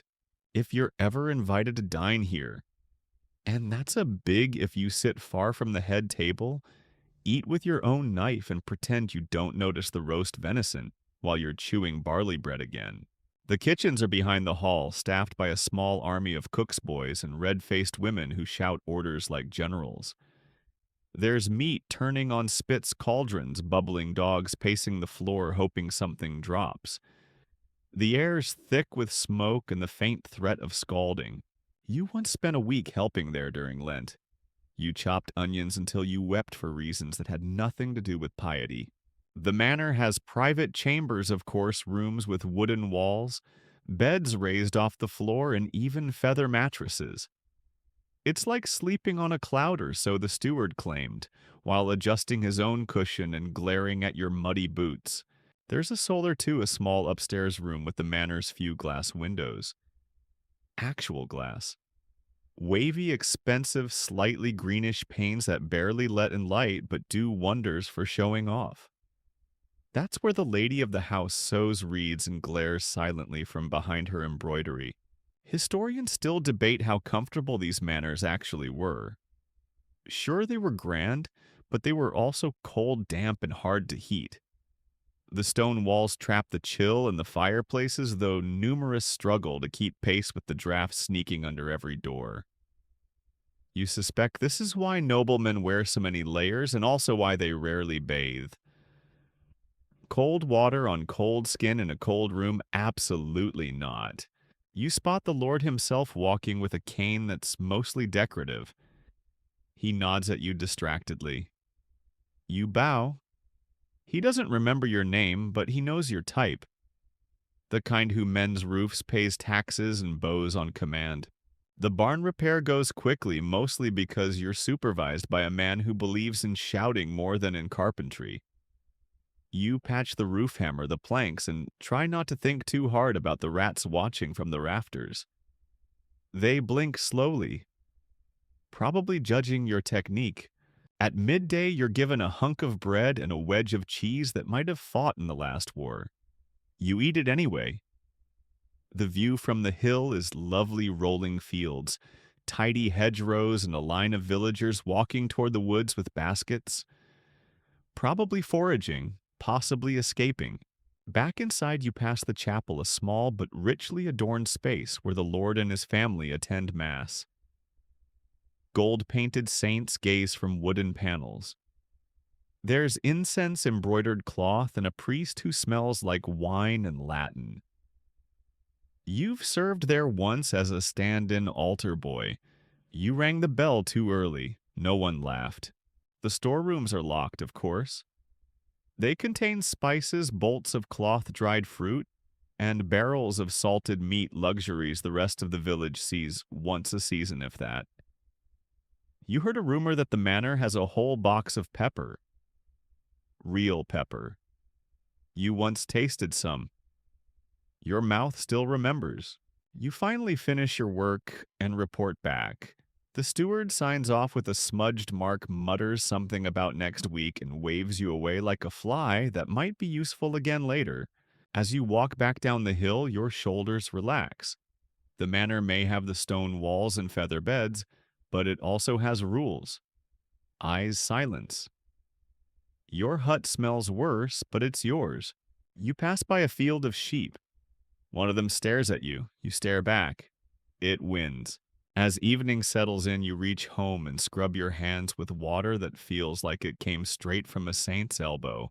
Cold bracing, probably wholly by accident. You sit by the fire, stretch your back, and tell your family about the manor. The tapestries, the glass. The feather bed you touched when no one was looking. They listen wide-eyed, chewing slowly. And when you lie down on your straw mattress that night, you close your eyes and pretend it's stuffed with feathers. Just for a moment. The scent hits you before the sound does roasted meat, spices, something sugary. Then the drums begin. Thump, thump, thump. Steady as a heartbeat rolling down the road like thunder wrapped in merriment.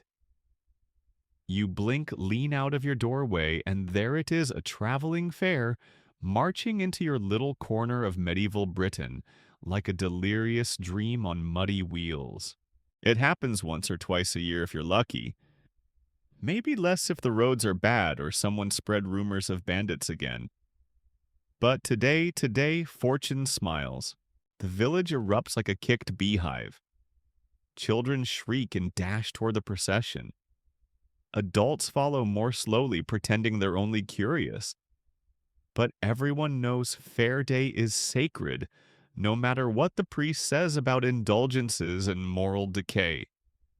You tighten your belt, brush hay from your tunic, and join the flow of muddy boots and hopeful eyes. They've set up in the field just past the mill where the ground is firm enough to hold wagons without sinking, and wide enough to host the full chaos. Stalls rise like mushrooms. Banners flap. A bear on a chain yawns menacingly near a pole. Two jugglers are already competing for attention, their colored scarves flashing like lazy flames in the breeze. And at the center of it all, a giant wooden puppet stage, with a painted curtain depicting St. George slaying something that might be a dragon or possibly a very angry goat.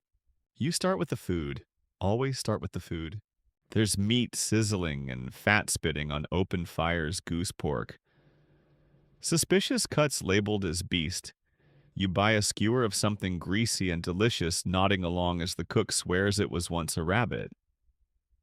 You don't question it, The flavor is glorious, especially with the spicy mustard smeared across the side. Nearby, a woman ladles hot cider from a cauldron, and another offers eels on sticks charred and curled like question marks. You politely decline. Eels are a personal boundary. Next comes the entertainment. A jester cartwheels past jingling from toe to chin, shrieking something in Latin and then falling flat on his face. Laughter erupts. He springs up bows with great drama and snatches a loaf of bread from a bystander's hand, claiming it's now cursed. Everyone claps. The bread is returned, slightly chewed. You squeeze into the puppet crowd just as the show begins.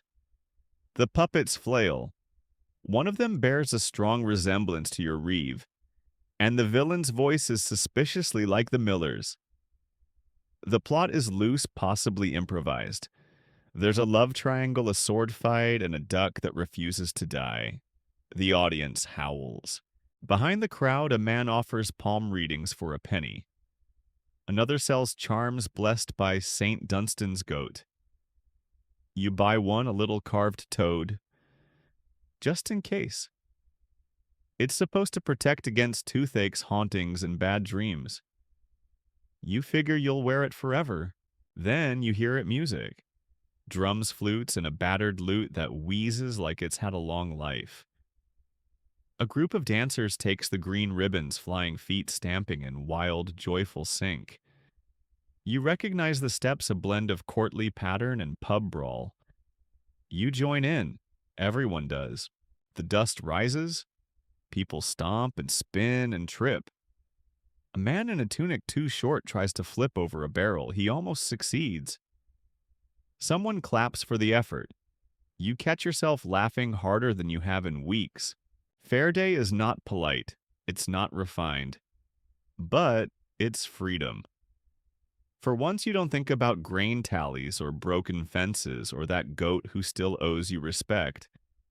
You just exist wrapped in noise and smell, and people who forget for one perfect afternoon how tired they are. Children chase one another with painted masks. A girl walks by with a string of copper bells in her braid. A man dressed as a tree announces a joke contest. You don't enter, but you do overhear this gem. What's a friar's favorite vegetable? A lentil. The laughter is painful. The joke is worse. You still smile. As the sun lowers, things start to slide into the rowdy phase. A man challenges others to a wrestling match near the cider tent. Shirts are removed. Bets are made. A bucket of mud is the only prize. You cheer anyway. Two monks arrive clearly trying to appear casual, and one of them buys a pastry shaped like a swan. He eats it in 2 bites, looking ashamed. The other whispers something about penance and buys another. A group of lads begins singing a song about a knight and a turnip. The lyrics make progressively less sense. The chorus includes the phrase, thrice-boiled love. You hum along. Historians still argue whether fairs were tolerated distractions or dangerous indulgences. The church often issued warnings too much merrymaking invites sin. But sin, you think, has never tasted like honeyed fritters and sounded like tambourines. If this is sin, it's doing a brisk business. You walk past a booth where a tooth puller sets up shop. He waves a pair of gleaming tongs and announces, "No pain if you scream." A customer is already seated gripping the bench like it's floating in the sea. You decide your aching molar can wait until next century. Nearby, a fortune teller with inked fingers offers to read your future by tossing bones onto a cloth. You watch from a distance as someone asks, "Will I marry well?" The bones clatter. She stares. "You'll marry," she says. The crowd nods solemnly. A perfectly medieval answer. As twilight settles, the fire-eaters take the green. They huff flames skyward orange against the indigo dusk, while children gasp and the jester pretends to catch fire and scream for mercy. Again, you linger. You stretch out the moment. Because tomorrow it's back to fields and fences and aching hands. But tonight, you are part of something bright and loud and very slightly illegal. The stars begin to prick through the purple sky as you make your way home. Your pockets are lighter, your shoes are filthy, and your breath still smells faintly of roasted meat and cider. And in your hand, the toad charm. You squeeze it, just in case. Tomorrow, the puppet stage will be gone. The music will fade. But tonight, you drift to sleep with the echoes still ringing in your ears. You wake stiff-sore and slightly bewildered, possibly from the cider, possibly from dreaming about a duck puppet wielding a sword. It takes a few seconds before your brain resets. Oh, right. Medieval Britain. Mud goats and the threat of damnation before breakfast. You groan, swing your feet over the side of the bed, and immediately step on a cold beetle. It's fine. It's already forgiven. It died on holy ground. Because no matter what day it is on the agricultural calendar today, like most days is also about faith, you start the morning with a whispered prayer, half mumbled, half habit. Everyone does it. Not because someone is watching, but because someone might be watching. The saints, the angels, God. Or worse, Father Alric. You dress slowly, fingers a little sore from yesterday's dancing, and glance toward the doorway. There's a faint bell in the distance carried on the mist. Matins, maybe, or lauds. Who can tell? The monks can, of course. They're always up before sunrise. Overachievers. You pass the village shrine on your way to the fields. It's little more than a wooden box on a pole housing a worn carving of the Virgin Mary. Someone's left a garland of withered flowers. Someone else has tucked in a single coin. You stop, nod respectfully, and touch your fingers to your brow. You're not in the mood for lightning today. Religion is everywhere. It shapes how you eat, when you work, what you wear, and even how you sneeze. Always God bless you. Always. The church isn't just a place you go on Sundays, it's the scaffolding of reality. Mass is in Latin. You understand approximately 4 words, and 3 of them are amen. But you go anyway every week because not going is a sin, and sin means hell, and hell means the terrifying wall painting in the chapel of the man being boiled alive by demons with ladles. That one haunts you more than it should. Your own village priest is a complex creature. Father Ulrich is somewhere between a shepherd of souls and a slightly disappointed uncle. He delivers sermons with the energy of a man who knows you were all at the fair yesterday and intends to make you feel bad about it without naming names, but definitely giving looks. Still, he listens. He helps when he can. And he knows things. People confess to him, ask him to bless fields, heal babies, banish bad dreams. You once heard he spent 3 days fasting and praying to cure a woman's milk from turning sour. It worked. Probably. Hard to say. The baby turned out fine, though, and now runs like a demon on feast days. Today, you've been told you might accompany a pilgrimage. Not a long one, just to the nearby shrine of St. Wulfstan the Flatulent. Yes, that's really what people call him. No one says it to the bishop, of course. But everyone knows the story. He lived in the woods, they say. Ate nothing but nettles and drank only dew. Prayed so hard his hair fell out and his belly bloated. One day he let out a truly legendary blast of wind and cured a child of lameness. Saints work in mysterious ways. So now once a year villagers walk to his shrine, 5 miles uphill in scratchy shoes to ask for healing protection and fewer boils. You pack a little bread, a sprig of mint for freshness, and your toad charm still going strong, and set off with a small crowd. There's singing, of course. Psalm 23 gets a lot of play. Someone tries a verse from a newer hymn and forgets the words halfway through. You all pretend it didn't happen. The road is muddy, of course. Your feet are soaked by mile 2, and someone's child has already asked, "Are we there yet?" 4 times. But when you finally see the little wooden chapel perched on a hill, your heart lifts a bit. The shrine itself is humble, just a low altar. A bone reliquary, they say it might be part of St. Wulfstan's hip, or possibly a sheep's and a row of candles burning in tiny clay dishes. You kneel, say your piece, and light a taper. You don't know if it works. You don't know what works. But the act of lighting something, whispering something, and letting it go into the air feels important. On the walk back, people talk about the saints. Someone swears they saw a vision once, a glowing figure near the woods who smiled, pointed, and vanished. Another tells of a child who fell down a well and was lifted out by unseen hands. You raise an eyebrow. They swear it's true.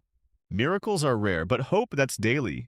You think of the bigger pilgrimages, Canterbury Walsingham, maybe even Santiago de Compostela, if you're very lucky and your legs survive. These are great journeys of faith and blisters walked by poor and rich alike, full of songs, relics, and the odd pickpocket disguised as a monk. Historians still argue whether medieval faith was deeply personal or socially expected. Something you believed in your soul or something you performed for survival. You think it's both. There's comfort in ritual, in lighting candles, in saying the same prayers your grandmother said while stirring the same pot of beans. Religion isn't always joyful. There's fear too. Fear of sin, of hell, of the devil lurking behind every tree stump. That's why confession is a thing. You enter the booth, mumble your sins, and get told to say 3 prayers and maybe avoid cider next time. You nod. You agree. And you drink the cider anyway. You get home just before sunset. The sky is pink and gold, and someone's burning something fragrant near the green. Maybe rosemary, maybe something less legal. You pretend not to notice. You kneel before your own little icon, Saint Cuthbert, patron of shepherds, and whisper a thanks. You're not sure for what. Maybe just for the day. For the fact that your feet work, your bread didn't go moldy, and the fare left your purse mostly intact. You climb into bed, the blanket pulled up to your chin, and think about the world beyond, of abbeys full of chanting monks, of nuns in silent gardens of shrines, where miracles happen, of priests who know Latin and sometimes even mean well. You think of saints who were once just people, who walked muddy roads, fed pigs, argued with their neighbors, and still found a way to shine. You hope a little to do the same. You're jolted awake by shouting, angry shouting. You sit up fast, knocking your elbow into the wall, and fumble toward the door, heart already racing. It's not fire, not plague, it's worse. It's the bailiff. He's in the square face, red hands waving a scroll, dangling from one fist like a weapon made of words. You don't have to listen long to understand someone didn't pay their taxes. And now the whole village will spend the morning watching justice work its magic with the subtlety of a goose in a pottery shop. You drag on your boots and step outside into the crowd, forming with the gravitational pull of scandal. The accused, Thomas the Tanner. He stands with arms crossed, face pale, eyes locked on the bailiff with a mixture of rage and resignation. He's weeks behind on grain dues, and the reeve has clearly had enough. You owe the Lord 3 sacks, the bailiff bellows, and 2 hens. Thomas mutters something about poor harvests and the hens being extremely dead. The bailiff doesn't care. 2 boys drag a cart over, and the confiscation begins. A chair, a cooking pot, a wheelbarrow that barely works. One of the boys tries to take the family goat. The goat objects violently. The bailiff relents. The goat wins, but only slightly. You watch with the same uncomfortable curiosity everyone else wears. Relief it's not you. Guilt that you're relieved. Frustration that this is how things work. Because medieval justice isn't blind. It squints. It leans toward the wealthy, and it carries a stick. The Lord's Court, held once every few weeks, is where all disputes go. Land arguments, crop theft, fence breaking, chicken claiming. The judge, usually the steward or the reeve. Neutral, rarely efficient. Only if you define efficiency as fast and final. You remember when Alan was fined for gathering firewood from the wrong forest? It was a fine equal to half his winter stores. You also remember when the miller's cousin trampled 4 rows of barley while drunk and was sentenced to reflect deeply and repair a fence. Justice clearly wears different shoes depending on who you are. There's a punishment post near the church splintered from use-stained from weather sometimes occupied. The stocks are a popular favorite. Easy, public, humiliating. You've seen neighbors stuffed into them for everything from fighting to selling underweight bread. Once someone got 3 hours in the stocks for mocking a bishop's nose. It was a large nose, to be fair. And then there's trial by ordeal. You've heard of them. You pray never to witness one. Trial by water. Tie the accused, throw them into the river. Float guilty. Sink innocent and possibly dead. Trial by fire. Carry a hot iron. If your wound festers, you're guilty. If not, you're a miracle. Trial by combat. Less common, more exciting. 2 people with sticks, swords, or fists settle a dispute by beating the truth out of each other. God, the logic goes, will favor the righteous. You've seen God favor a very large man with a very big stick. Today's drama ends with Thomas losing a wagon, some dignity, and 2 chairs. The bailiff struts off like he's tamed a dragon. People scatter. You go back to your chores, but the tension lingers. Because justice isn't just for big events, it's daily. It's how people behave in public, in markets and fields. It's knowing which side of the fence your cart is allowed on. It's watching your words around the reeve. It's memorizing the sumptuary laws, what you're allowed to wear based on class, so nobody gets confused and starts thinking they're important. Historians still argue how fair the medieval system really was. Some point to community courts, tithing groups, and oaths sworn on relics.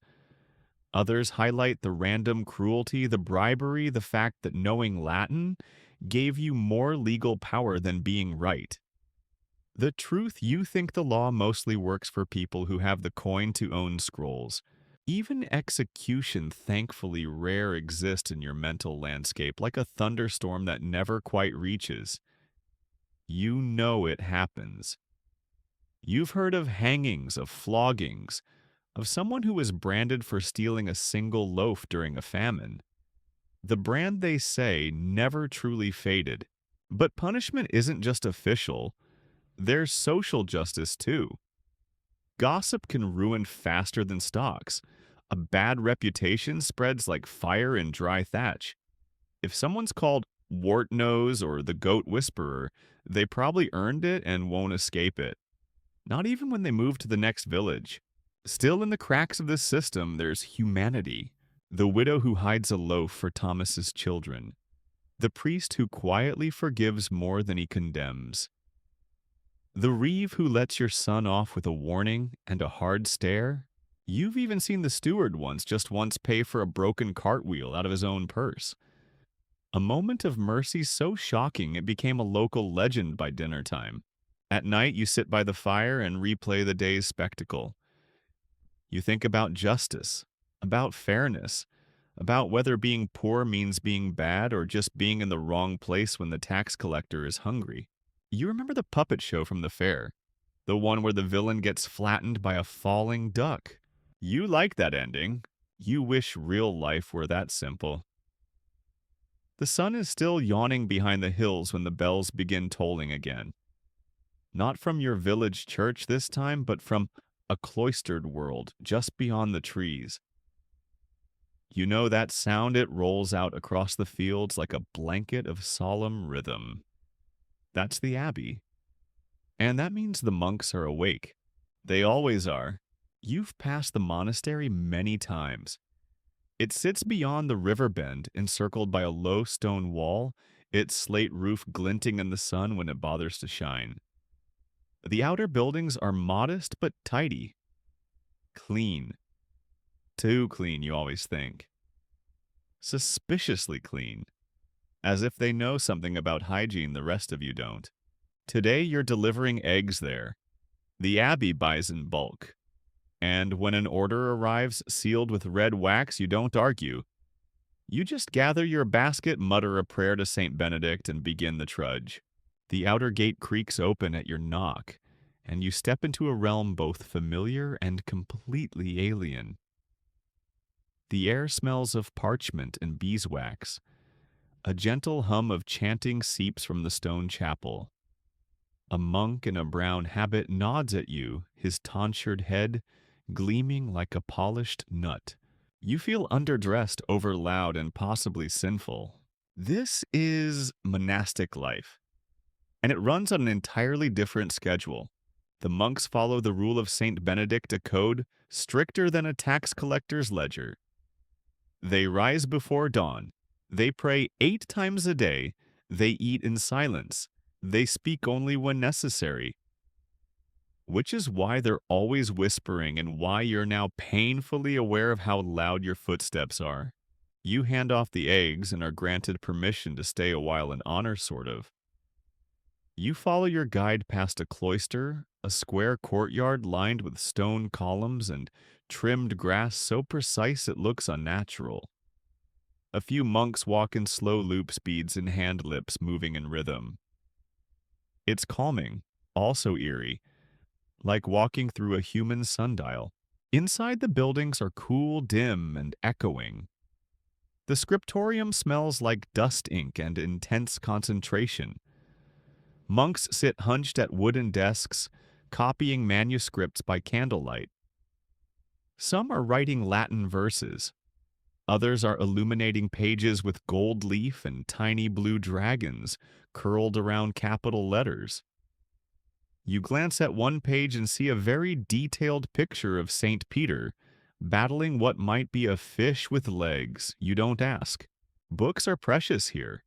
Each one takes months, sometimes years to produce. Paper is rare. Vellum-scraped calfskin is the preferred material. It's smooth, durable, and disturbingly soft. You're shown a page of a gospel, each letter drawn with a steady hand, each margin decorated with vines, angels, and one small monkey wearing a bishop's hat. Artistic license, perhaps. You aren't allowed to touch anything. In another room, nuns from a nearby priory have gathered. They're here to exchange herbs, chant prayers, and trade gossip. Holy gossip, of course. Their habits are cleaner than your entire house. One of them offers you a biscuit. It tastes like chalk, but you thank her anyway. It was made with devotion. You learn that monastic life isn't all quiet piety. It's also administration, gardening, brewing, healing. This abbey has a herbarium, a garden of medicinal plants tended by monks with serious expressions and dirt under their fingernails. They grow sage wormwood, comfrey hyssop, and something that looks like angry parsley. You're given a lecture on the uses of nettle. You already know them soup stings and spite. The brewery is another highlight. Monks make ale good ale and sell it to fund their copyist work and charitable acts. You're handed a sample in a wooden cup. It's strong, smooth, and full of mysterious spice. You suspect it might also cure toothache, boredom, and bad dreams. Then there's the library locked behind iron bars. Shelves of manuscripts line the room, some chained to the desks. A monk whispers that they have over 200 books. You blink. 200. That's more than your entire village has teeth. You're not sure what to feel. Envy, awe. An odd desire to sneeze near the parchment just to see what happens. Historians still argue how accessible knowledge was in monasteries. Were books hoarded, shared? Guarded like relics or spread like sermons? You suspect the answer is yes. All of the above. Knowledge is power, and monasteries were the powerhouses quiet. isolated, filled with ink-stained fingers and minds that wandered through scripture stars and Aristotle. You ask your guide if monks ever get bored. He thinks for a moment. The soul that tires of prayer has not yet met silence. You nod solemnly. You don't know what that means. Women, of course, have their own orders. Nunneries aren't just havens for widows and inconvenient daughters. They're centers of learning, healing, and sometimes quiet rebellion. Some abbesses wield real influence, corresponding with kings managing estates, and sometimes bending the rule when necessary. One tale tells of a nun who brewed the strongest ale in 3 counties. Another copied an entire Bible in blue ink, just to be contrary. Still, the vows are real. Poverty, chastity, obedience, lifelong. For some, that's sanctuary. For others, it's a gilded cage. You've heard whispers of monks who snuck out at night, of nuns who ran off with stable boys, of friars who mysteriously knew too much about taverns. But today, everyone here seems content, calm, focused. The world outside their walls is full of muck and noise. In here, there's rhythm, chant, candlelight. Even the dust seems organized. You thank your host and leave quietly, the silence of the abbey sticking to you like a second tunic. The sun is higher now. The fields buzz. The village rooster screams at a cloud. Life resumes. Back home, you tell your family about the library, the gold ink saints, the herb garden, where even the weeds looked holy. Your brother yawns. Your sister asks if you brought back more biscuits. You did not. That night, as you settle by the fire, you think of the scriptorium, of the quiet scratch of quills, of the monk who said nothing for your entire visit but whose eyes gleamed like he knew everything. You think about how knowledge is passed one page at a time, how prayers echo across hills, how silence can speak louder than any bell. And as you drift to sleep, you wonder not for the first time if you might have been a monk in another life. Then you remember the biscuits. Probably not. You're ankle deep in mud again, because of course you are. Rain fell all night, tapping against the thatch like an impatient debtor. And now the path to the fields is less of a road and more of a slow, squelchy trap. Your boots, such as they are already soaked through. One of them might have a leak, or might just be a hole pretending to be footwear. And you're off to meet the tax collector. It's never a good day when the taxman arrives. His visits are like fevers, unwelcome, exhausting, and oddly punctual. He comes on horseback, of course, with a fine woolen cloak and a scowl that's probably been inherited through generations. His name is Sir Edmund, but you think of him simply as that man. You find him seated in the manor courtyard under a makeshift canopy, dry and dignified while you drip slowly before him like a nervous candle. His scribe sits nearby, quill twitching like it can smell your grain. Your dues, he says without looking up. You produce your offerings, a sack of barley, a small bag of coins, and 2 hens that are currently sulking in a basket. One tries to escape. You don't blame it. This is the taxation dance. It's complicated, frustrating, occasionally absurd. You owe the Lord his share, measured in grain, livestock, labor, or coin. But then there's the church tithe too, 1/10 of your produce for the glory of God, and the benefit of Father Ulrich's cellar. And now there are royal taxes demanded in bursts when the king decides he needs to fight the French, or the Scots, or his own cousin. Each layer demands something, and each layer believes its demands are the most important. You once tried to calculate exactly how much of your harvest you actually kept. You stopped at not enough and had a brief cry into your leek stew. Sir Edmund accepts your offerings with a grunt, eyes your boots and says, "You'll owe 2 more hens next quarter." You nod. You don't argue. You never argue with a man who brings guards. The guards, by the way, are silent. Always 2 steps behind. Always watching. Always carrying clubs that look like they've kissed a few skulls in their day. They probably have names. You don't want to know them. There's a low buzz in the village as more people make their way to pay. You watch old Mary struggle up the hill, one chicken under each arm, muttering curses that might also be blessings if you tilt your head. The reeve keeps order, taking names, checking off scrolls. The steward, of course, floats through the chaos like a particularly well-fed heron. Taxes aren't just taken in goods. There's also labor tax corvée. That's when you owe time. The Lord may call on you to repair roads, dig ditches, help with the harvest on his land. Sometimes you spend more days working for him than for yourself. Then there's feudal aids, special payments required for special occasions. A noble marriage pay. A ransom for the Lord's cousin pay. The king's son needs new armor pay. You begin to suspect that medieval aristocracy is just a very elaborate form of begging with better hats. And speaking of hats, sumptuary laws strike again. You can't wear certain colors, fabrics, or feathered accessories unless you're rich enough to bleed gold. The fine for improper hat wearing more than your monthly earnings. You once saw a man fined for having too many buttons. He cried. Historians still argue whether medieval peasants were crushed under taxes or simply annoyed by them. Some say the system was predictable part of the rhythm of life. Others point to rebellions, the peasants' revolt, for example, where thousands rose up sick of taxes, serfdom, and the general insult of being poor while rich men accidentally inherited castles. You can see both sides. You haven't joined a revolt yet. But you have kicked a turnip out of frustration. That counts for something. Still, even in the midst of this frustration, there are moments of small resistance.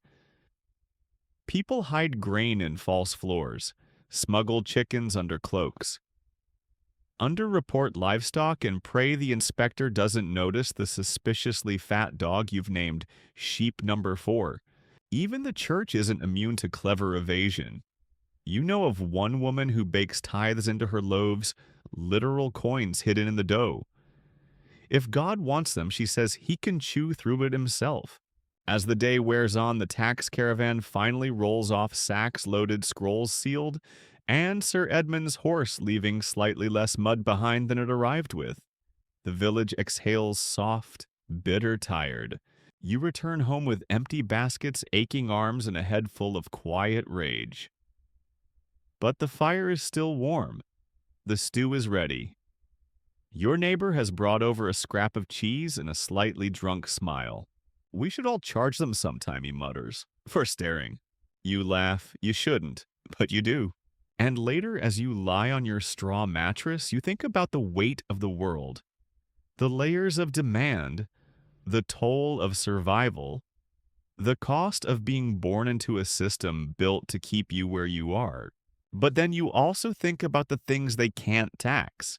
They can't tax your songs, or your stories, or the feeling of sun on your back when the fields bloom. They can't tax the pride you take in a well-mended boot, or the warmth of your sister's laugh, or the tiny prayer you whisper when no one's listening. Not yet, anyway. You wake groggy, your head heavy from dreams of arguing with the sheep about property lines. The sky is clear today, blue enough to make you suspicious. A few birds chirp optimistically, unaware that they'll likely end up in a pie by week's end. You sit up slowly and realize something odd. You don't have anywhere to be.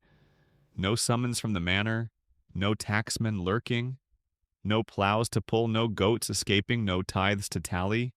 A rare day, which means fun. Medieval fun, of course, comes with its own rules. You won't be sipping iced drinks in a garden. But you will be finding mischief because even in a world of toil and penance, people crave laughter. And yes, sometimes it's the weird kind. You begin your day with a game of stool ball, a favorite in the village.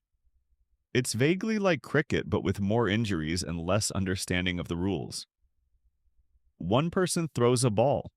Another tries to hit it with a flat bat or sometimes just a plank. The rest run around shouting. The scoring system is a mystery passed down orally and often altered mid-match. You join in, take a hard hit to the shin, and laugh anyway. Someone calls a foul, someone else calls that person a donkey.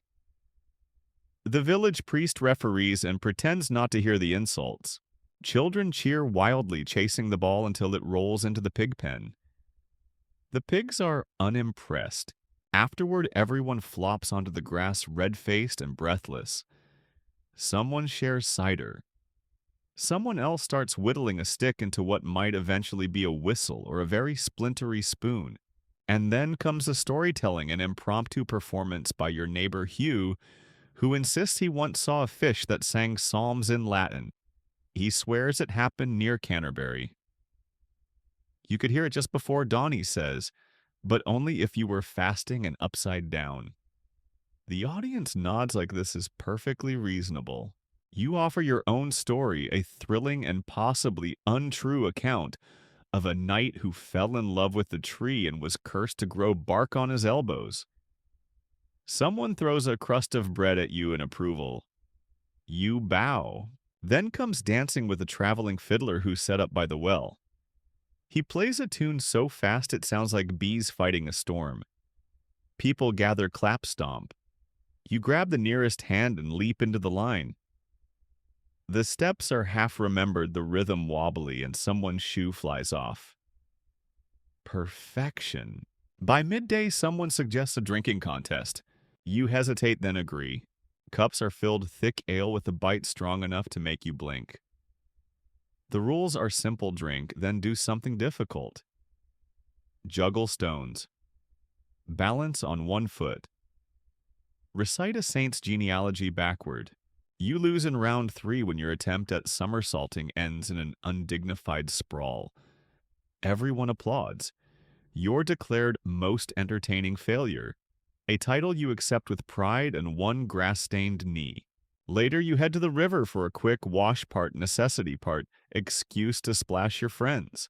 The water is cold, the fish alarmed, and your tunic takes forever to dry. But you feel refreshed in body and spirit. Someone builds a makeshift swing from an old rope and a bent branch. Children try it first, then teenagers. Then inevitably a fully grown man who lands in a bush and insists he meant to do that. The bush disagrees. Fun here isn't about objects. It's about moments of silliness, surprise, shared breath. You don't own anything fancy, but you own your laughter. That counts. As the sun starts to slide toward evening, the adults settle into quieter amusements. Someone carves figurines out of turnips.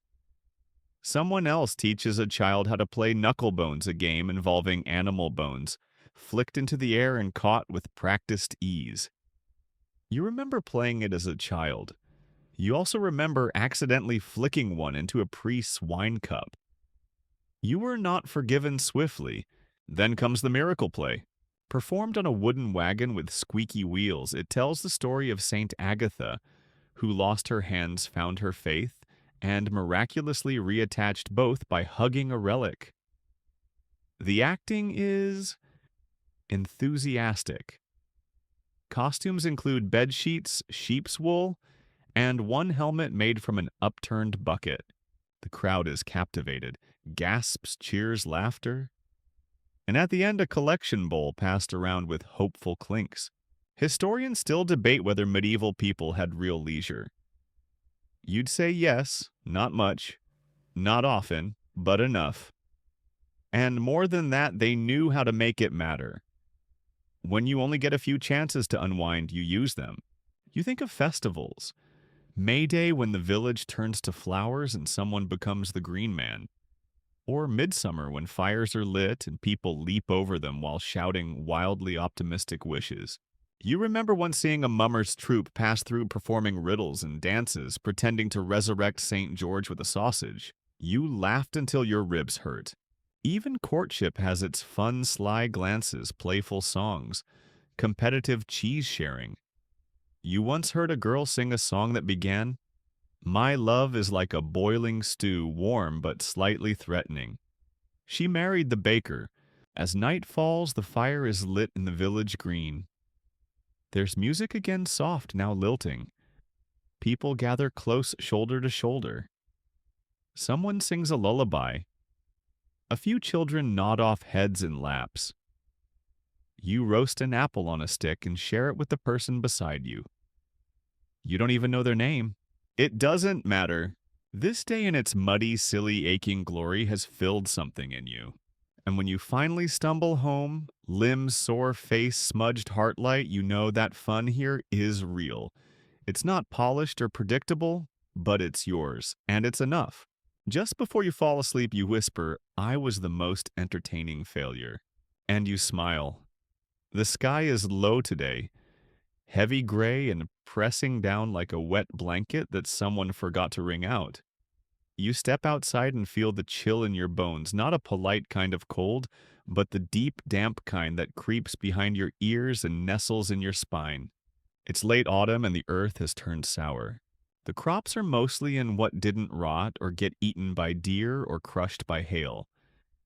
You remember this year's harvest as adequate, which is medieval, for we probably won't die before Candlemas.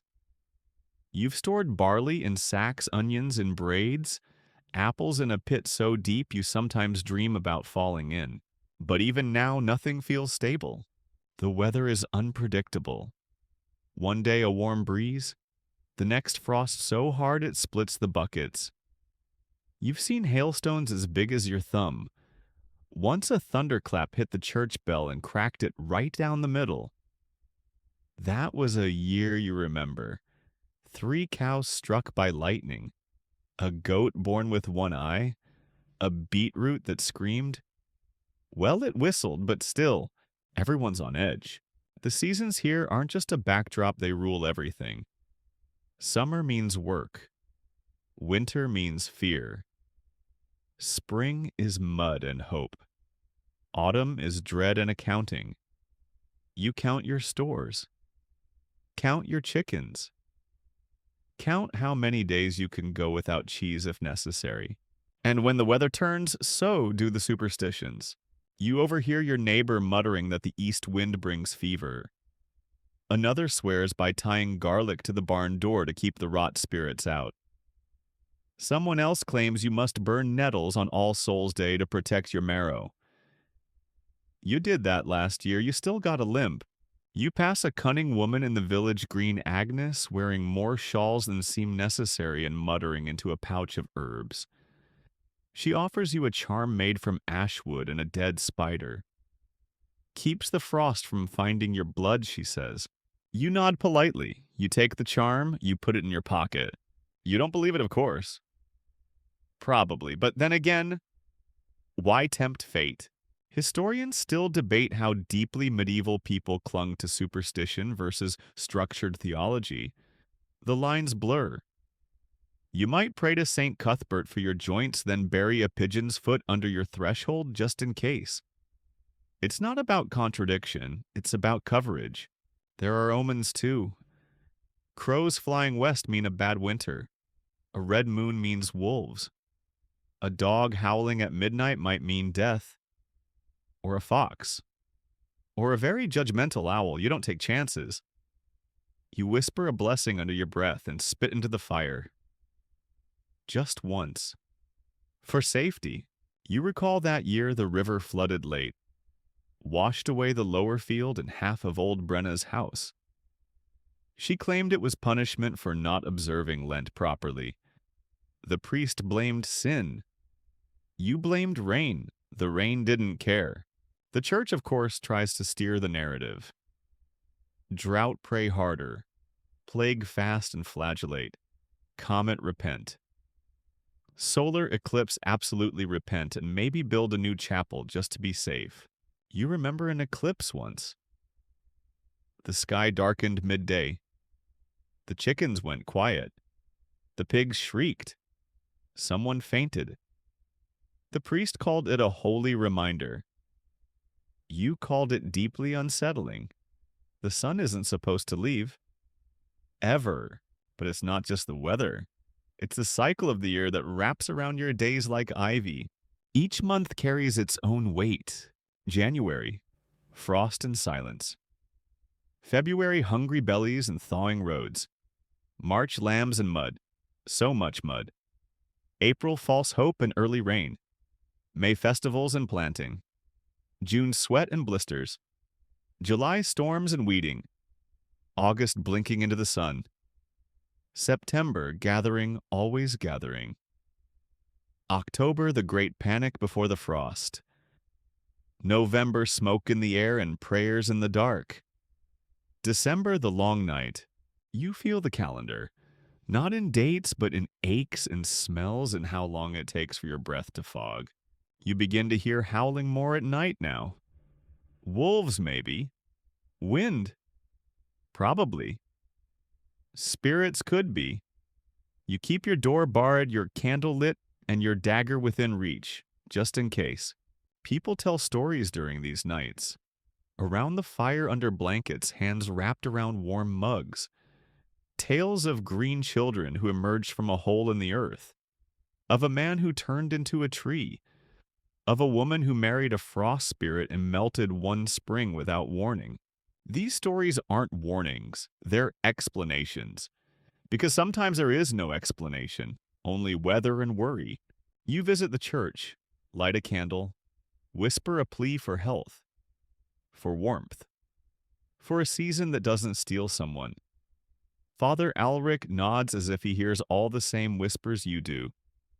He probably does. Back at home, you mend a boot, sort the grain, hang your coat near the fire.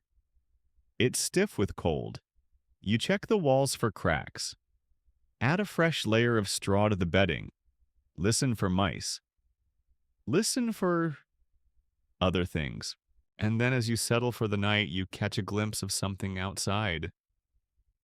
Just the wind, probably. Just a fox. Or a shadow. Or nothing. But you reach into your pocket and touch the dead spider charm. Just in case. It starts quietly, as it always does. A bell tolls. A rooster crows. A cart creaks along the road, its wooden wheels groaning like they'd rather be anywhere else. You hear it all from your bed eyes still shut, but your body already knows. Someone has died. You rise slowly. There's no rush. Death here is not a surprise. It's a companion. A patient, dusty presence who waits at every door, never in a hurry, never too far. You've lost count of how many you've buried. Friends, kin, children. Even that one horse you swore understood sarcasm. Today it's old Githa. 92, they say, or maybe 70. Numbers blur after 60. She died in her sleep, her breath fading out like candle smoke. A good death, people whisper. Quiet. Painless. Rare. You dress in your cleanest tunic, which still smells faintly of onions, and head out to the churchyard. The village moves as one. Men carrying the shrouded body. Women bringing flowers, bread, small tokens. Children watching with round, serious eyes. The air is heavy damp. Not with rain, just that special kind of stillness that only settles when someone is gone. The graveyard lies behind the church, just beyond the yew trees. You avoid stepping on old stones not out of respect, but because the ground there sinks in strange ways. The soil is tired, it's held too many. The priest stands ready. Father Ulrich again, of course. Always. He murmurs prayers in Latin words you've heard so often they now feel like lullabies. Requiem aeternam dona eis. Eternal rest grant unto them. He sprinkles holy water. The men lower Githa into the ground. The earth is soft. The shroud disappears. The moment passes. You toss in a sprig of rosemary. For remembrance. It's tradition. So are the tears, though they're not required. Most people cry later alone while stirring soup or watching smoke curl from a chimney. You stay through the wake held in her daughter's home. Bread ale, quiet conversation. A neighbor sings an old ballad, the kind that turns grief into melody. Someone tells a story about Githa beating the bailiff with a broom. during the tax riot of 39. Laughter, real full-throated grateful. Because this is how it works. This is the rhythm of dying. The church is clear, death is a threshold, not an end. Your body returns to earth, your soul goes to God or somewhere else, depending on your behavior, your beliefs, and how well the priest liked you. There's heaven, of course, a realm of light and peace and harp music. Most people aim for it. Few feel certain they'll make it. Then there's hell. Vividly described in sermons, wall paintings, puppet shows, and even the carved faces on church pews. Demons with pitchforks, cauldrons of fire, people boiled, burned, bitten, judged. And then awkwardly there's purgatory, the medieval middle ground, a waiting room full of fire, a place where souls are purified. Slowly, through suffering. It's not forever, they say, but it certainly feels like it, which is why people pray for the dead, to help them through purgatory faster, to ease their suffering, and also just possibly to ensure the favor is returned later. You've said prayers for your grandfather every week since he died. He used to snore like a thunderstorm. You hope he's doing better now. Historians still debate how deeply medieval people feared death. Some say it was ever-present, so they were desensitized. Others argue the opposite, that death was so familiar it took on a terrifying intimacy. You think? Maybe both. Death here isn't abstract. It's not tucked away in hospitals or whispered behind doors. It's outside your window in the cold breath of winter, in the rasp of a cough, in the way people pause when the bells toll 3 times in a row. Even so, there's comfort in ritual, in knowing what to do, when to kneel, when to bow, when to light a candle, and when to let it burn itself out. The burial customs are simple. No fancy coffins unless you're noble. Most are laid to rest in shrouds. Sometimes there's a wooden box reused when possible. Grave goods are discouraged, though people still sneak in or ring a comb, a favorite prayer. The dead are always buried facing east toward the rising sun and toward Jerusalem. You don't know why, but it feels right. You once heard of a man buried with a small pouch of salt and iron. To confuse the devil, someone said. You also heard of a woman buried with her cat, which you're not sure is comforting or deeply alarming. There's also the dance of death, painted on walls in towns and abbeys, skeletons dancing with kings, peasants, monks, mothers. The message is clear, death comes for everyone. It doesn't care about titles. You've seen one of those paintings. The skeletons grinned too much. Back at home, the fire's warm, the bread is stale, the sky is already darkening. You lie on your straw mattress and think about Geetha, about your own parents, about the friend you lost to a fever last spring. You think about what your burial will look like. Who will carry you? Who will whisper your name when the soil is ready? You touch the wooden cross hanging beside your bed. Say a prayer, just one. Then you close your eyes and fall asleep, not in fear, but in rhythm. Because you know what happens next. And in this world, knowing is half the comfort. The frost comes quietly. It creeps in during the final days of November, leaving delicate white lace on the rooftops and a hush in the trees. The last leaves fall with a whisper, and the earth seems to sigh, tired, still waiting. You wake to a world gone silver. The water in the bucket is stiff with ice. Your breath fogs the air as you reach for your boots. Everything is slower now. The fire takes longer to catch the bread. Dough rises reluctantly. The cows stare at you with an expression that clearly says, "Why is it so cold? And what are you doing about it?" Welcome to winter in medieval Britain. This is not the cozy, candlelit version you might imagine. There's no cinnamon or decorative garlands here. Just damp walls, stiff fingers, and a long, uncertain stretch between now and spring. The days shrink into slivers. The light arrives late and leaves early like an overbooked guest. And yet life continues. You start with chores, always chores. Feed the animals, chop wood, patch the roof again because that last storm made it look like someone punched the sky. You check the food store's onions holding steady dried beans, frowning slightly cheese, suspiciously smaller than you remember. Rats again, probably, or your brother. Still, you make do. You simmer stews thick with root vegetables and occasional surprises, one time a feather, one time a pebble, once inexplicably a button. You wrap yourself in layers of wool and linen until you resemble a walking laundry pile. You warm your hands on your own breath. But winter isn't just survival, it's a shift. It's the season of indoor life when everything narrows inward. You spend more time in close quarters near the hearth, with the same people, the same smells, the same stories. Which means arguments flare quickly, but so does laughter. You play dice games, carve toys, sew patches. You help the children craft animals out of straw, which always start as cows and end as unidentifiable bundles. Someone picks up a lute. Someone else starts a song. You all join in out of tune, but loudly enough that it doesn't matter. You talk of old stories. Ghost tales are especially popular now. Spirits walk more freely in winter, they say, when the veil is thin. You share tales of white ladies near the woods of ghost monks who ring bells that never chime, of the headless stable boy who once bit a horse. Don't ask. The church calendar guides you now. Each feast day is a moment to mark the time to remember that the world is still turning beneath the snow.